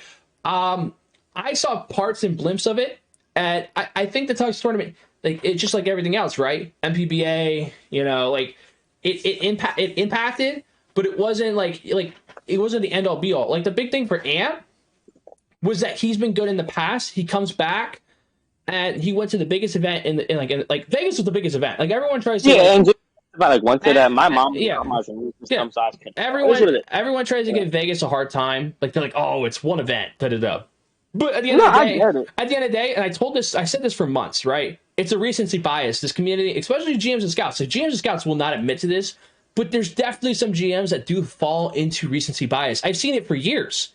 Like, I've seen it for every year. There's somebody that gets drafted because they won a tournament, like a big tournament, right before the league starts up. Like, that's the reality. And Vegas got people drafted. I think Perm, a power forward who, again, he was not a bad power forward. He was on a bad team last year, but I don't think he was going to get drafted. But now what he did in Vegas, he performed really well, and it's kind of given that oomph. Now he's in the conversation. Like, you know what? And my point of view, and I understand what you're saying, me cut you off with like Discord, but I understand what you're saying. Go ahead. My point of view, it's like my mom was compromised immune system, right? So I couldn't go to that. Just, it wasn't in my best interest to, you know. I'm sure like it took that's fine. COVID and all that, but it just wasn't in my like health safety. And that's fair. That's fair. You know what I mean? So I tried making like the Toxic tournament like my evolution of that, because I knew like me not being able to go to Vegas was bad, right? So I had to make up for that. And I was hoping the Toxic tournament did that, because I think the competition in that was like the same level as Vegas, honestly. Mm-hmm. And I have it pinned to my like Twitter, like every single game, the ones we won, lost, all that. It's like 13 hours of film, some shit like that. Yeah. So like I said, like, I can't see everything. And like I saw parts of the tournament, like again, like, and I'm not asking for you to tag like, oh, I beat fucking Fab in this, like, you know what I mean, make a YouTube video. Like, you don't have to do that, but like, you have to do like, you have to like show, like, you have to like continually like show success in this, and it's so hard because some people do a lot of success and it just does not get seen. It takes a while for some people to get seen. There's people that it's taken a couple years to get seen in this community. Like, I'm telling you, like, Unguardable was undrafted last year. Now he's looked at like, oh man, he's the top shooting guard prospect. You know, like it took a while for him to get to that point. You know what I mean? And like I said this, like I was talking to a couple, like Capo, who played for the Bodega whatever, Wildcats whatever. He performed well. You know, he only, you know, they only went to a game through with Liquid, so it's not like. Again, they're kind of like, same thing goes for Buddha, right? Everyone's talking about Buddha, like, oh, Buddha got fucking a lot of interviews. Like, Buddha, I actually interviewed him on my show here, and he literally told me he had, like I think 11 interviews, something like that. Like, it was crazy. But, like... Yeah, no, I get that. And I was thinking, my point of view is just like with the Toxic tournament. Like, the people I played, like, every single team was just straight, like, league people, like, top league people, top prospects. Like, we swept the eyeball team. We beat the top 5 team twice. It was, like, Benzo, Johnny... Fakey, like all that shit. So like I don't like. Maybe I should be like tweeting out. Like I just don't want to be a dickhead, so I don't be doing that. Maybe I have to. And I don't blame you. Like I said, like there's a way to go about it because everyone does it. Like whether you see it or not, a lot of fucking people tag people. Like I've seen people say, "Oh, I beat fucking this guy." Literally, no, I know people do this shit. I just always look at it like, damn, like he's kind of a dickhead, but it's like clout chasing. I don't like using other people's names to build on my name. I just like feel like my accolades. I mean, let me say this, okay? Imagine you're playing, you go to the park, and you're a college basketball player, right? You're trying to make it to the NBA. Imagine you go to the park, you see LeBron James, and you play 3v3 in a basketball court against LeBron James, and you just fucking cake LeBron's ass, right? And like someone recorded, like, hey, do you want me to post this? Are you gonna be like, nah, I don't want to disrespect LeBron like that? Or are you when we beat somebody, we still like post it and all that. But I'm just like, I don't like at the guy like at like 78,000 people and all that. Like, I just like make like a couple ads and that's it. Like, I don't know. I get what you're saying. I appreciate the honesty. No, I'm just trying to like I said, I try to help people as much as possible because again, like this conversation you're having right now. It'll help me. It'll help me like consider like I said. I watch like the whole reason I watched back an old series of yours is because like I had a bunch of people like DM me and say, "Yo, like you gotta fucking watch this dude. Like this guy's been hooping. Why aren't you getting him credit?" Like I was like, "Okay, like let me go. Let me watch this." I watched one series. Yeah, you did your day, man. Like I don't know if I caught you on a good game, but you were fucking doing good. Yeah, and that's why I have like every single game. Like my pin tweet is every single game from the top season. I didn't like tag anybody. Yeah, no, that's fine. That's fine. Fab, to answer your question, yeah, don't tag 30 fucking people. That's the turnoff. But like when you like, all right, so when you post a screenshot with your full roster, you know, like all right, you know, we beat ENG. Tag them. That's it. That's all you have to do. Tag team pages. You don't have to tag. You don't have to tag the name. I think it's worse to tag like, oh, I beat OFAB instead of tagging, oh, I beat Slightwork. It's better to tag a team page than it is to tag an individual person because it gets a little weird when you tag like an individual person compared to tagging like if someone tags ENG or ESGN, right? And like they're like, oh, I beat this team because like that's what like some people have been doing. Now people tag my team because they beat them because they were like because I rate them high, right? Like it's I get that. So it's like it's something that like you got to do, but don't do it too much. I just feel like if you have like consistent like success, I guess it's just like I don't know. I get what you're saying. Like it has to be like advertised, like people know you have it. Yeah. But it's just like I just want to. It's totally crossing that line between like being a dickhead about it and I don't like talking shit. I'm just I get it, but it takes time. Like listen, just so you know, the method you do, it's gonna take time for you to get noticed. Like if you listen, hard work eventually gets noticed. I promise it does. Like it just takes time. Like there's a lot of people like Miles asked, is asking a question like how does he get drafted? Miles, I think you're going to get drafted just because your performance off of last season. You had a great season last year. It's kind of related to how Jake was, right? Like legit for the Raptors. Jake had a really good season. He got repicked up by the Nets because of that. And I think Miles, you've been kind of doing your thing in pre-draft. Like you've been playing and you've been showing off. So like I think you're going to be drafted. Like. Chance self-fits with 24 days left. You should help them earlier. I mean, listen, if you want me to be honest, at this point, if you haven't been in like a lot, I don't want to say conversations, like, but if you're not getting recognized enough at this point, I gotta say, you're probably not gonna get drafted. Like, I'm being real. Like, I got some interviews last year. I'll get some this year. Yeah, but I'm so happy. But again, me saying that, I hope that motivates you to prove me wrong. But I tell people all the time, like, listen, I'm making a content piece tomorrow because I'm developing a full board of the entire draft pool, and I'm literally gonna do drafted, 50-50, undrafted. That's that. I'm literally gonna go between every single name in the pool, and I hope someone clips it and like, oh, I got fucking drafted. Fuck you. Like, that's what I like. That is the point of my content, is to motivate people, not to fucking piss people off or get personal, because that's something that some people take. I just saw Chair's background. Me not being on the list didn't piss me off. I just looked at it and more so was like, okay, like, so what do I have to do? Because in my opinion, I have more accolades than like damn everybody on the list. I think when you go to interviews, I think that you need to explain, like, don't go be like, oh, I beat this, but like explain your accomplishments. Like, say, hey, like, I did this, I did that. Here's the film if you need it. Make sure that and some scouts will not, they'll be like, oh yeah. But like, you gotta tell these people who you are. That's what the point of the interviews are. Don't just say, oh, my name is Steve, I'm from fucking Bumblefuck. Like, no, like, I care about, like, what's your sport? Do you have a sports background? What's your experience? Do you have any experience in any other esports? Do you, like, you got to think an interview, if you were interviewing somebody, if you were a 2K League GM scout, what do I care about? I care about, how are you in the competitive scene? Of course, how you are at the game. What's your background, like your IQ level in like just basketball in general, 2K? You know what I mean? And are you coachable? Like your personality. Like if you're like cocky, if you come in cocky, like, yeah, I'm the fucking shit. Like, you know what I mean? Like, I don't fucking want you. Not every team's gonna want you, especially with the shit that some teams have gone through. You have to think of like the history. Like, go into like some teams that have had like hell, right? So like Famous has had some fucking hell teams. Like, again, there's a lot. I'm not going to say that, like, I knew everything about the team. Again, and this was the whole fucking Spaces the other day. Like, oh, like, you had to be there to know. But, like, you kind of have an idea. Like, Famous has been through a lot of headaches. Famous wants someone that's going to come in, that's going to work hard, isn't going to bullshit. Like, they'll see through the bullshit. Like, oh, if you go to Famous, like, oh, I'm going to practice 12 hours a day. Ah, bullshit. Famous knows. Like, you can't bullshit these people. Like, they've a lot of them have come to the point where they know bullshit. But like, yeah, I mean, my point of view is just like, it's just tough to feel like they're like breach that like cycle of like get recognized without like trying to like suck up to people, if that makes sense, or like do too much. You know what I'm saying? Yeah. So, like last year, I got interviews just based off the combine, and I felt like I did way more this year than last year. So it just doesn't make like sense to me, if that makes sense. But I didn't get any like interviews. I'm just saying, just like in general, like. Yeah, I mean, listen, your success on my do you know Tenacious?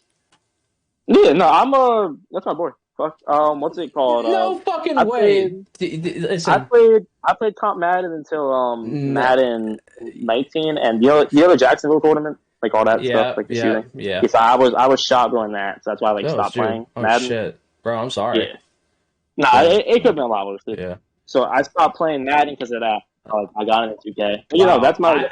I didn't even know that. That's crazy. Like, I'm not saying that you have to share that, but like, you sharing that information, like, just learning that, like, I'm not gonna lie, bro. Like, I didn't know that. That's actually like I'm like, I don't want to say like, that's just very interesting. That's interesting to me. Like how I am as a person, it's like I don't want to like talk about stuff just to get like recognized. No. But like, I'm not saying to like use it as like a thing for like, getting recognized, but like sharing that information with me, like it actually like just it's an interesting conversation to have with you. Like, I mean, playing Madden, that was like my job, like before 2K. Like, not that 2K is not my job, but I'm professional. But the fact that you're a multi-sport, like that, I don't know, multi-esport, like that's interesting. But like me just like sitting here, like this is like kind of how like an interview is. Like, if the fact that like now I want to actually sit here and talk to you about this, like that's actually like interesting. But do you know that me and Two Tenacious are childhood best friends? I didn't know childhood, but I knew you. I knew you knew him. He talked to me about that. Yeah. I know he knows Slade's on my team right now, and I know him and Slade go like way back there. Yeah, that's funny. Yeah, no, we've known each other for I think 10 years, 8 years. I don't know the exact number. It's crazy. I'm 25 now, but like I've known him since I was like young. Yeah, nah, we be in like the Madden player like Monopoly lobbies like damn every night. Yeah, that's crazy, Like, he's bro. good people. But that's small world. That's small world. But like I said, like obviously from a personal, but that's crazy to me. But like you'll be surprised how many of these GMs and scout and coaches are from like Madden and all that shit originally. Like Yeah, one of the interviews, I won't say who, but like last year, he was talking like he's like watching play Madden and all that. So yeah, like but no, sharing that information about like it doesn't have to be about the situation that happened to you in Jacksonville, but just sharing your Madden background and like do you know so and so? You know what I mean? Like they might like that could pop conversation. Just it's this. I just think this is awesome. Interview just talking about this, learning this, it's awesome. I'm actually interviewing Brick of the Beast tomorrow, Fab. By the way, I actually did schedule an interview with him tomorrow because I'm interested to learn about him. But you guys are demon for playing on like EU, whatever he plays on. Yeah, so like, there's a lot of people I want to discover before the draft comes up. Like I said, this is like, and that's what's great about this platform. Like, I try to give people, like I did this last year with a bunch of people. Like the other day I was talking about Budo on here. Like Budo was on here. I was talking to him about some stuff. Now you jumped on here. Like I said, like it's I like talking to people. I try to give my advice, and again.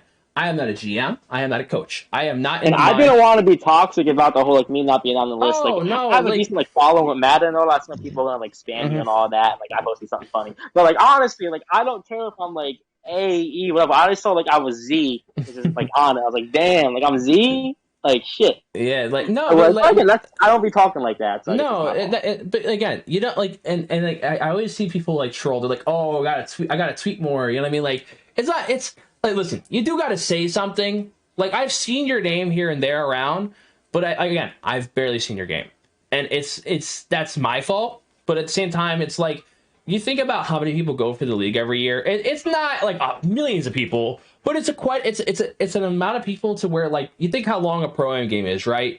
Imagine watching a Pro-Am series. Pro-Am series go for fucking hours, right? Like, if I'm watching a game, I don't like watching series live anymore because it takes so fucking long.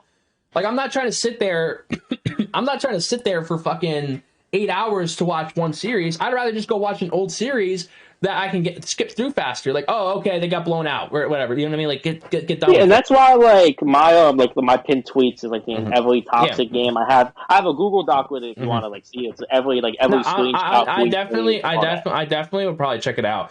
Again, I think that's good for you though too. Like one thing that I had somebody one year do, they created not a Google Docs, but they created like a thing to where you could go into like this Google link and it had like all the personal information about them. It had links to all their games. It was crazy. Like I think Control made it. Like I don't remember if you remember Control. He was like a season 1 guy, but he made it, and I was like, holy shit! Like this is awesome. You know what I mean? Like I actually like it was very useful. I hope some GMs as coaches used it, but like it was good. It was it wasn't exact. It was kind of like an EPK, but it was different. Like I've seen like. Not Google Drive. Wow. No, like, okay, you fucking trolls. Okay. No. No, I get it though. I mean, again, from my point of view, it's like I just want to like what else I have to like do. And I get what you're saying. It's like some stuff that you. I think the best thing for you, one, it's good to play with one team, but also it's good to play with some other competitive people. Like the Burn 10s. I know it sounds silly, but like playing in those games with competitive, like with league players that are like, you got Walnut and Steez who obviously are former league players, but they're also in I've only played on Xbox. Like maybe that's my fault too. Yeah, no, I've known Steez for 7 years. Yeah. That's my guy. Like, I again, I mean, if you play around league players, you don't necessarily have to play with league players.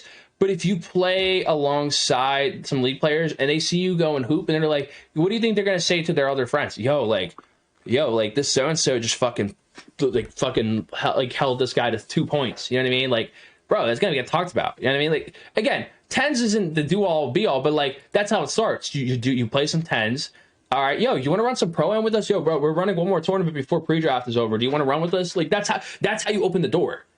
Like, yeah. like I've seen a lot of guys do that this pre-draft, and some people know how to do it. No one says it because they don't want you to get ahead of them. That's the reality. I appreciate the the insight too. And again, my point of view of off whip was just like I see all these people like ahead of me, and most of them I beat consistently, honestly. So I just saw that I was like, damn. But I get what you're saying. It's not buddy buddy. It's networking. It's like, all right, think about a college scout, right?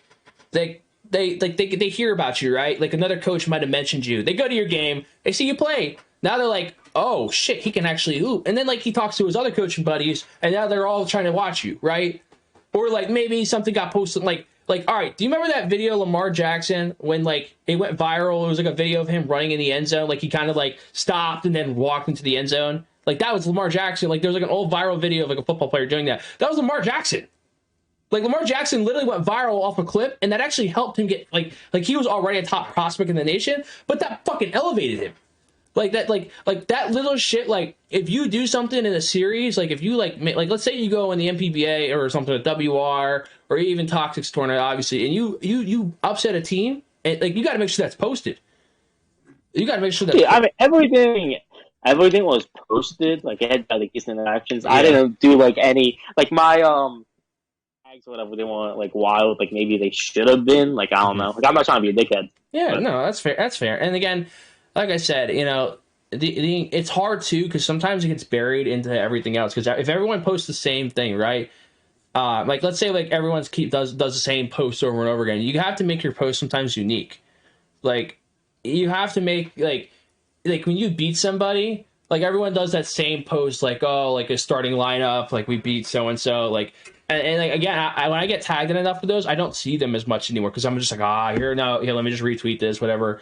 You know what I mean? And sometimes it catch my eye, but you do got to do something. Sometimes you got to post a clip from a game-winning shot or something that happened in the game. Yo, we just hit a this just fucking happened, right? And that. Sorry. Who was in here? The fuck? No, that was me. Sorry, I yawned. Oh, you were here the whole time? Or shit? I'm done. Did I wake you up? No, I'm just tired. Oh. Fucking 4 a.m. Yeah, I know. I got clinical. Let's lead that jump, though. I'm expecting my emails to at least have I think more interviews than teams, honestly. Mm-hmm. I'm expecting, but nah, I get it. Fitz is waking up to 25 interview requests in the morning. Oh, this is a great ad. I'm dead. I mean, I think that what's important for you, and I like I said, I said this to Buddha too. It's just what you do right now will be important for your future going down the line. If listen, don't let this be the end all be all if you don't get in this year. And I don't know how long you've been obviously going for doing this for, but I would say let this be the beginning of how people recognize you, they get to know you. But then build something in the post draft. I'm telling people post draft is so underrated. People try to sleep on it. I guarantee after the draft, everyone's oh man, post draft is so irrelevant right now. But question would be though, it's let's say next pre-draft or whatever, do the same thing on the this pre-draft, then what would change? I guess is my what would change. Question. Okay. So here's my thing. Let's say you go to post-draft. Let's say you win the UPA event, right? That's probably the surest way. I hate to use that as the example, but it really is the surest way to get recognized. And then you bring that into pre-draft, get on a top, not a top team, but get on a team, try to get on a team with some players, some league players. You have to build obviously some connections, but show and then play alongside them.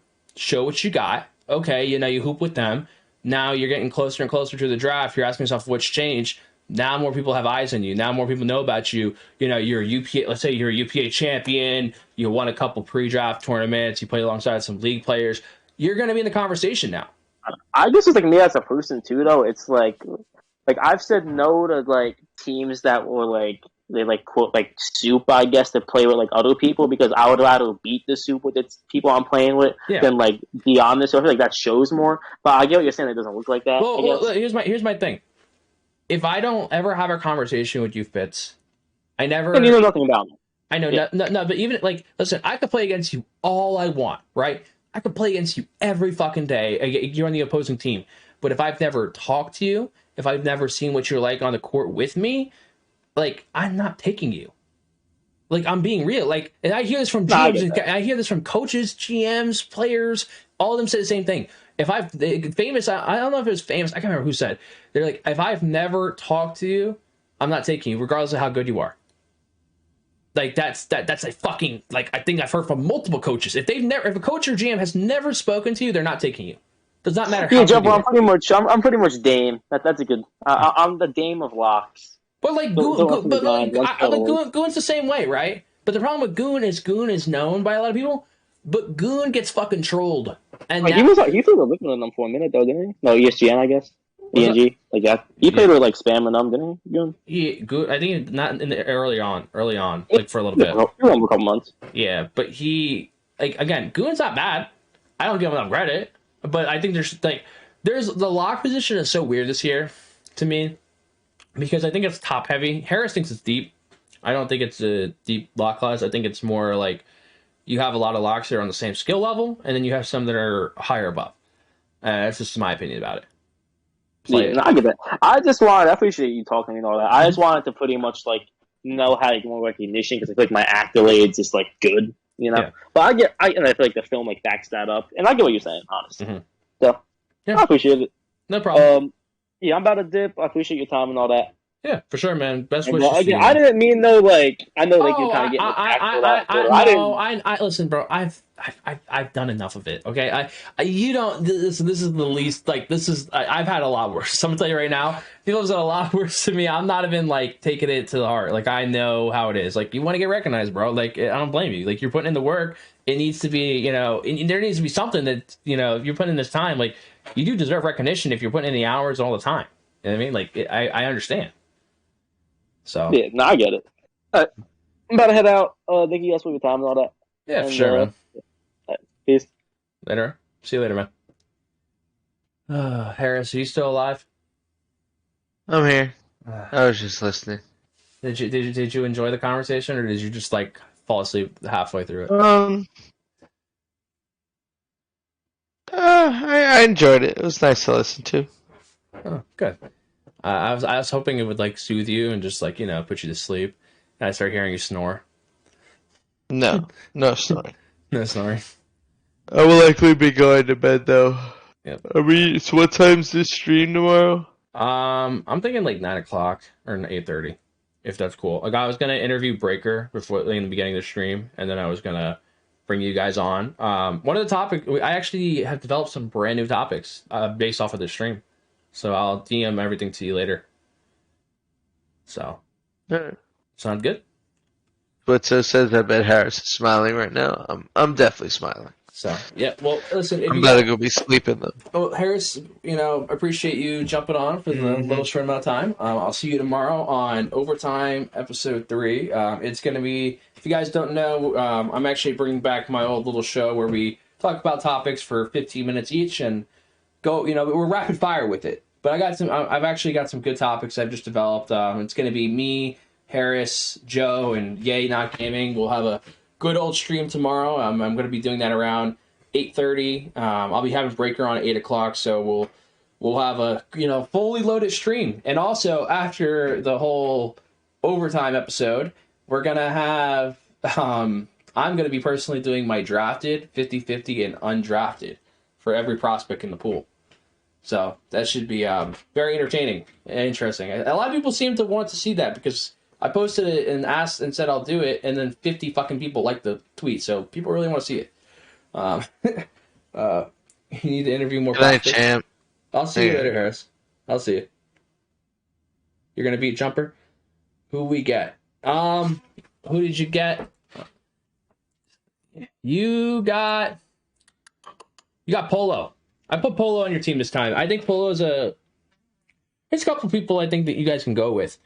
Again, everyone keeps putting Green too nice on your team. I think you guys are just going to get the most talented person, but also just a low-key guy. I think that you're going to get a low-key guy that's not in group chats, that's going to be, you know, not in the way, going to kind of mind his business, kind of how Miles was. I don't think Miles makes it back to your pick. If he does, then you'll take him, but I think you're going to get a low-key guy. Like I said, Polo wouldn't be a bad one. Everyone puts Green too nice there.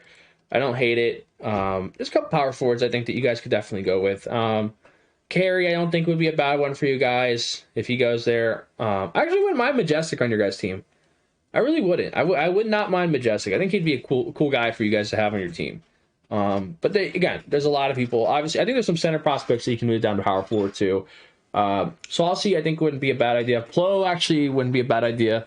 A lot of guys, but also it comes down to shooting. Draft Ty Debo. Rip Revis Island. Shake my head. Wait, Ty Debo in the pool? Yes, he is. You, Bear, did I make you smile? Oh man, that's funny. Anyone else? Any other prospect want to jump on here? Any other prospect want to jump on stream? any listen. How did Ty Debo get? What do you mean? He got a prospect badge. Boxy isn't in the pool? Yeah. Well, actually, there's a couple people on here I don't have in the pool, but I put them on for next year, like for the post draft. I needed to create some names for post draft, like that I can start making. But damn, guys, we're running deep with 150 fucking people at 4 a.m. Fab would like to speak. This world is crazy. Fab, do you want to speak before we go? Because I'm gonna close out soon. So if you want to come in here, you need to join voice chat now. You got a minute. You got a minute before I just decide to shut the shit down. My tier 2. Are you tier Z? Bro, you're like tier fucking 1000. You're not even a letter. Let's get Jumper on stream. I mean, listen, man. There's a Discord link. Whoever joins the voice chat, we're gonna talk for a little bit. You didn't see there. All right, here. Listen, you ready? You ready, Crown? I'm gonna show you. All right. First round, you got Simo. Second round, you got Logic. Then you got my guy Idris. I mean, I'm not like in love with the picks that I gave you guys. I think there's better choices. You have to get a lock here. The way the draft falls, you got to get a lock here. Your last pick should be a power forward, just because. I mean, you could get a power forward, but you can also play power forward. Worst case, if a team needs to for pick and roll. But like, I think you guys need to get a lock. This is my opinion about it. We want Cap. Interview Cap. I did actually interview Cap in Vegas. I interviewed Cap in Vegas. Actually had a really good interview with him. Actually, you know what's funny? That interview did numbers on the UPA page. Like, I don't know, man. When I do interviews, man, I hope it gives people a chance, man. I hope it does. I hope that like my interviews really do help people. Let me see. Let's check Discord. Anyone in here? You gotta join voice chat. You got one. You got. Listen, it's when my clock says 4:01. I am closing the Discord. Voice chat. You gotta go in Discord. Go to the voice chat. If you're not in there, then I'm gonna shut that fucker down. Say the link. All right, I got you. Here. We can talk.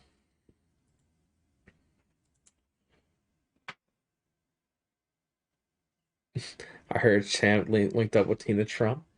Yo, listen, bro. I didn't link up with her. She linked up with me.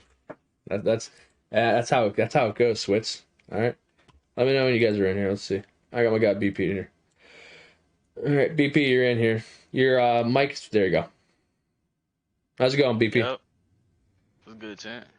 My guy's up in these late hours, man. This is where like you're labbing in like the mic cord and shit. Yeah. No. Literally. You be chilling. You know, I see you doing a mock job. Yeah. Can I ask you a question? Yeah, what's up? What is your thoughts about playing shooting guard? I'm open to it. You're open to. I mean, of course, everyone's open to playing any position, but like a lot of teams are going to prioritize 3v3 with you, right? Like a lot of teams are going to like again, like they want you for 5v5. Don't get me wrong, but a lot of teams in the back of their head are like, all right, like we know he can hoop in the 3v3 compared to a lot of the guards in the league. Like when you're going into these interviews, obviously I don't know how many interviews you've had. I know obviously a lot of teams know you, so they might not need to interview you. But like when you're going to interviews, like what do you think is like the most appealing thing about you? Because it's tough because you've shown to be a guard in the league. You've shown to be an elite guard, and like me and myself, like, and you know, I underrate you like to where you can be drafted. You could be a first round pick. You know, all these guards I think that sometimes like even me myself I get lost in the shiny new object, right? You know, you got these new prospects, but sometimes you take the old PGs and they can still be good in the league. Like, I guess the point is what I'm asking is like, where do you think your value lies? Like in a fair estimate of you, like what benefits does a franchise have bringing you in besides just you coming in and being a good point guard? So, what benefits me, like, I have the skill and all, but there's like that, that little rumor and narrative that I'm this type of person, this type of person. Mm-hmm. But like at the end of the day, I would like, people to speak to me because I'm not really what people make me to be, you know what I mean? I'm really like a chill person. Uh back in the like, day, like when I was younger, I was, I was young, so I was immature, and I would agree. I know how to take accountability and responsibility for the stuff that I did back like in the past, you feel me? And I was wrong for it. But now to like now I'm 23 going on 24, I look at stuff different. I look at like basically life different, you know what I mean? So Mm-hmm.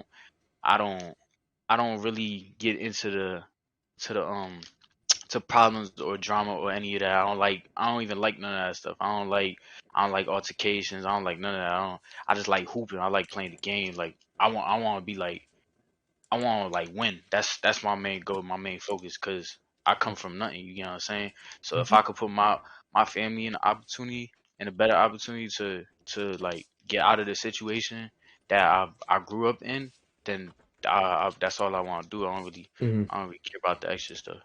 So like, who you like when you're away from away from home, right? Is there like anybody you personally play for? Like, what do you play? Like, I hear famous all the time talk about like he wants to know who people play for, and I'm sure he's not the only coach or GM. Like, is it like are you playing for yourself? Or are you playing to get out of a situation? Are you playing for somebody? Like, what are you play? Like, what are you doing the league for? Like, couldn't you just do YouTube? I could do Twitch and YouTube. I could do both. I do this for my mom. My mom, it's Mm-hmm. crazy. My mom is like she like supports the league a lot, Mm-hmm. and she actually likes me being in the league. She like my number one fan when it comes to it. Mm-hmm. So I could do just Twitch and just like just get away from everything, just deal with that. Mm-hmm. But I actually like playing in the league. I actually like hooping in the league. I like playing competitive. That's like something about me. But I do this for my mom because I grew up in just basically like poverty, like Mm-hmm. the projects. I ain't have none. You know what I'm saying? So it was an opportunity that I seen that I could do. I'm good at it. So I just like playing the game. I do this shit for my mom. Mm-hmm. Let me ask you this. So, we're near the end of the draft, right? You haven't been picked yet. What do you think, like personally, like, and I'm kind of maybe going more in the mind of like GMs late in the draft. Like, let's say we're in the second round, because the first round is crucial for point guards, because if you don't make it through that first round, it's starting to be like, all right, things are getting a little shaky, right? There's only one PG spot left after the first round potentially, right? And then maybe some shooting guard spots that you could maybe grab. Like, what do you think like will like could possibly like make me as a GM consider you being like filling you in with maybe like taking you over other shooting guards who've been playing shooting guard all the time, or taking you over like some of these point guards or whatever, like what kind of like can like you really convince me to take you in these later picks, like in the second or third round? Like what do you think? Like, again, I see your demeanor, I see the changes. I've seen you over the years. Like, I've known you for a while. Again, I don't see everything in person. I don't know everything that's happened in every single situation, but we've talked a couple times, and I've seen a lot. I've seen growth, and I've seen you. You don't interact on social media as much as you used to. I don't see you on social media as much, and that can be a good thing. You know what I mean? Like, that's good.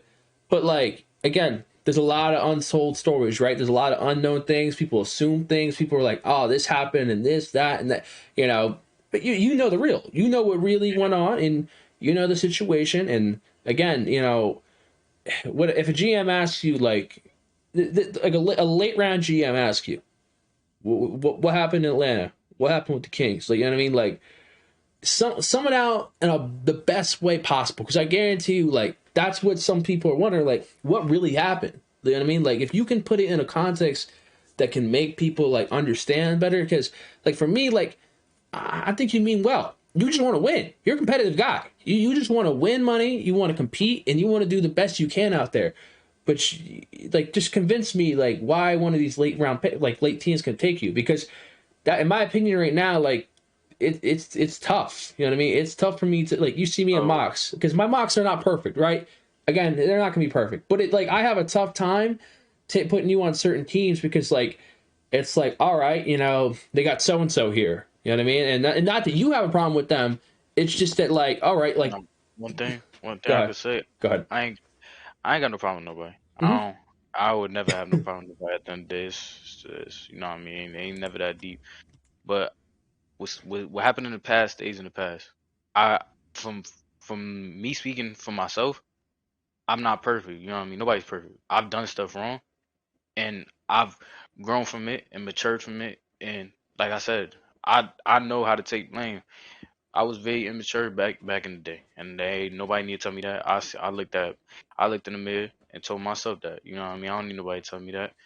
And whatever happened on my old team, it stays with them. You feel me? I don't like bringing that stuff up. It's not ever that deep. You know what I'm saying? At the end of the day, I just want to play and hoop, and how anybody want like they feel about me is always, you could always speak to me. You know what I'm saying? Like I'll speak to you.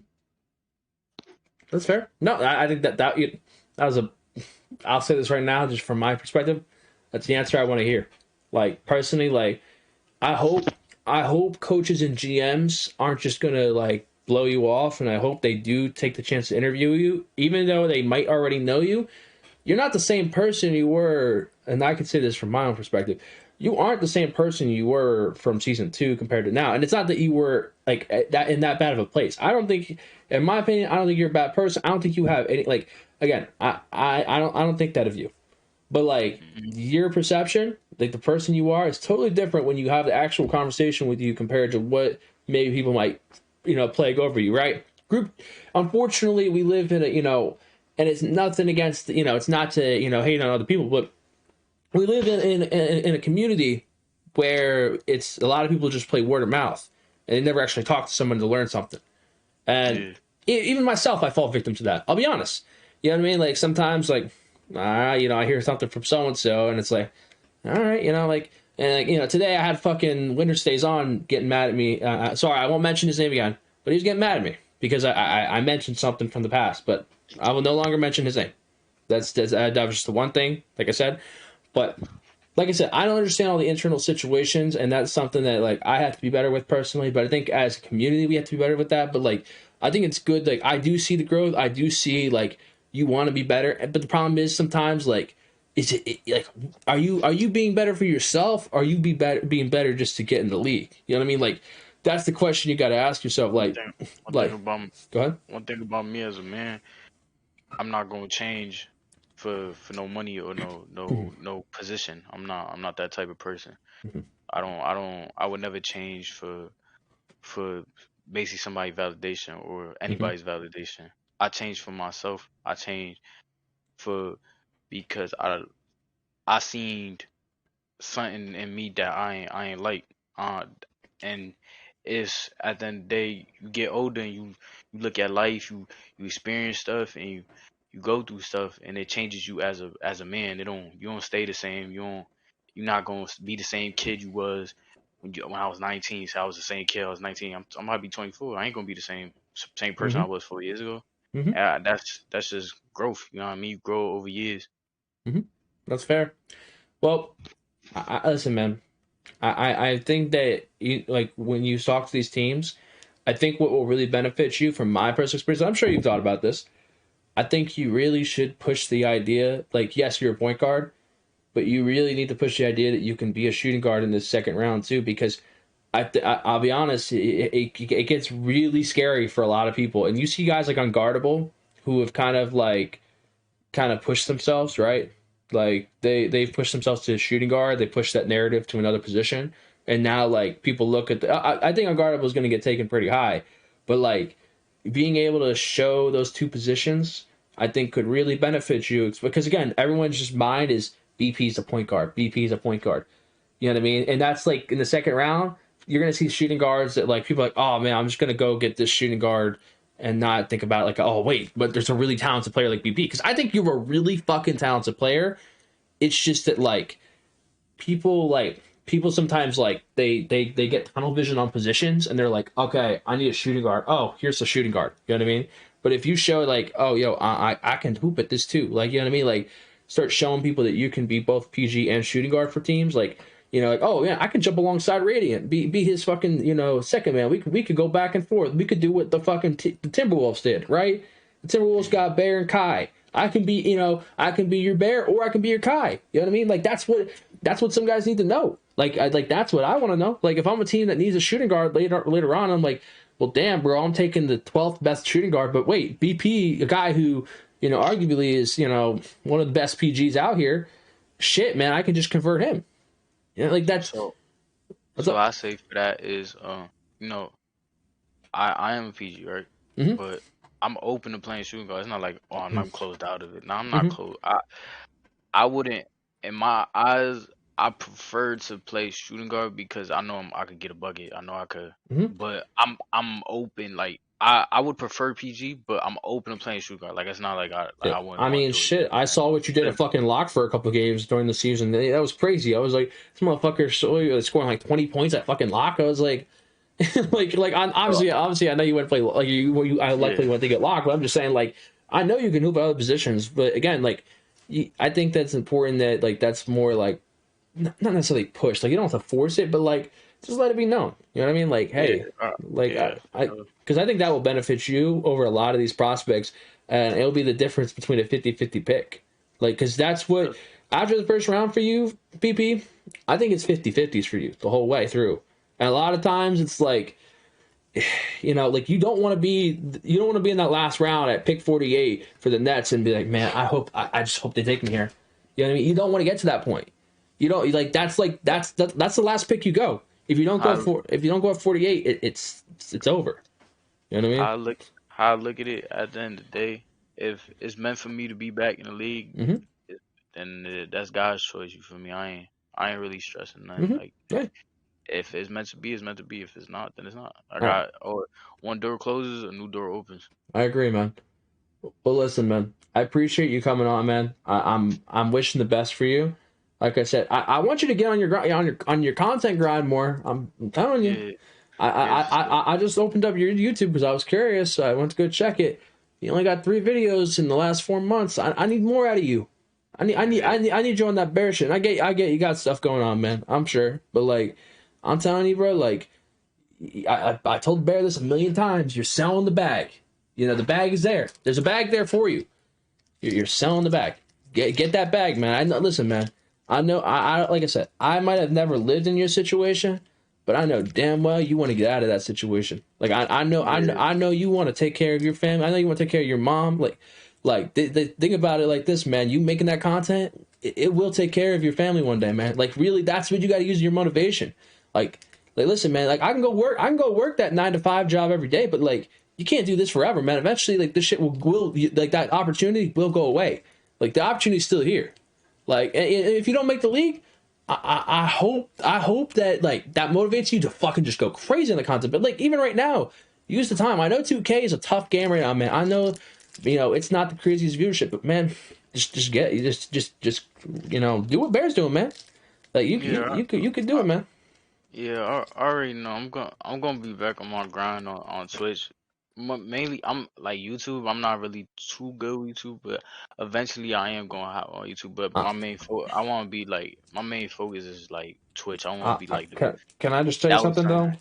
I'm gonna tell you, your game and the way you are as a player, Twitch is not a like. I get it, man. Twitch is easier to do. I'll say that. But YouTube is where the bigger audience is for 2K. It's where you make the money. Like, everybody who's ever, like, actually made a living off this, and I'm not talking about like the stage guys like a DNL or all those guys or even Fana. Like I'm talking about like the Annoyings, the Nades, all those guys. Like they made that shit off of like YouTube. Like that shit's big, man. Like I'm telling you, like the tutorial shit. Like you go, I'm sure you've seen Bear stuff. Bear is building it, man, and I'm telling you, like even if you have to take little, you don't have to do exactly what Bear did, but just take some take some pieces of what Bear's doing and redo it in your own way. Because I'm telling you, bro, like all it takes is that you just talk. You could just throw some fucking gameplay on and just talk over it, and motherfuckers will listen to you because they respect you. They respect the way you play. I'm telling you, like it doesn't have to be the BB build. How to do this? How to do that? How to do simple shit? Like think about it, like the simplest shit. How to shoot the fucking ball. Like I'm telling you, like there's people out there, like I couldn't believe it when I read Bear stuff because I always yell at him all the time to do shit. And like when I read the comments of his shit, like people like are hungry for this information. I'm telling you, just I know YouTube's not easy, man, but just keep trying at it. You gotta keep doing it to get better at it. I'm telling you. But listen, man, stay on your grind. I respect your game, man. Please don't like whatever you do. Don't just give up, man. Don't. That's the one thing I'll tell you. Don't give up. All right. That's the one thing. But listen, man. Have a good night. 'Cause I gotta get to bed. 'Cause I got class in the morning. But I appreciate you, man, coming on. All right, champ. Have a good one, man. You too. All right, guys. I've been streaming for a while. Okay. Let's do our closing remarks. Okay. Let's get on the big cam. All right. Listen, guys, we've had a fantastic stream. It's 4:00 in the morning. We have 120 people in here right now. This is what ESGN was built for, guys. I built this platform to give other people a chance to talk their piece. You know what I mean? I hope that you guys enjoy this content. I actually don't mind the interviews. Like if you guys like the interviews, like personal interviews, not tonight. I might do some more interviews tomorrow. But I'll do interviews with anyone, man. I'll do interviews with you. I'll do interviews with anybody that wants to come on stream. I put a Discord link in there. I said for a while, come in. But like I said, I enjoyed this stream. I actually really liked the interviews. I think we should do a thing called Chant Talk. What do you guys think about that? Chant Talk, where we bring some prospects on, just sit here, kick it, man. Just kick it, talk, have a good conversation. Do you guys want that type of content? Do you like this content? I need to know. Because if you like this content, like, I'll do it. I'll do this content if you guys like it. Like, if you guys enjoy it. You like it? Okay. Like I said, if a lot of people like to like fuck with the content stuff, Mock's play. Yeah, Mock tonight was just because of like the picks, the situation with the Hornets. That's a totally different story. Champ Talk is elite. Let's do it, man. Like I said, Champ Talk. It's a perfect fucking name. Champ Talk. It's like it just came into fruition, man. It came true. But we'll do more Champ Talk. Like I said, I'm gonna actually cut those interviews, and I'm actually gonna create Champ Talk. That's the new thing I'm gonna do. All right. I appreciate you guys. I hope all you guys have a wonderful night. Make sure you guys tell somebody you love them, okay? All right? Get some rest, guys. Please, I'm going to put this content on YouTube. If you guys, please go support it. I'm actually going to put the YouTube link in the chat right now for you guys. So please do me a favor. Go smash those like. I don't care if you guys don't watch the video. Just please, for the love of God, just smash the like button on all my YouTube videos. Go subscribe because we're gonna have more content coming, guys. I've been posting videos a lot. I post like 4 or 5 videos this week. All right, so please go support the content. Appreciate the stream. It's been an awesome stream. I hope all you guys have a wonderful night. I love all you guys, man. Champ2K.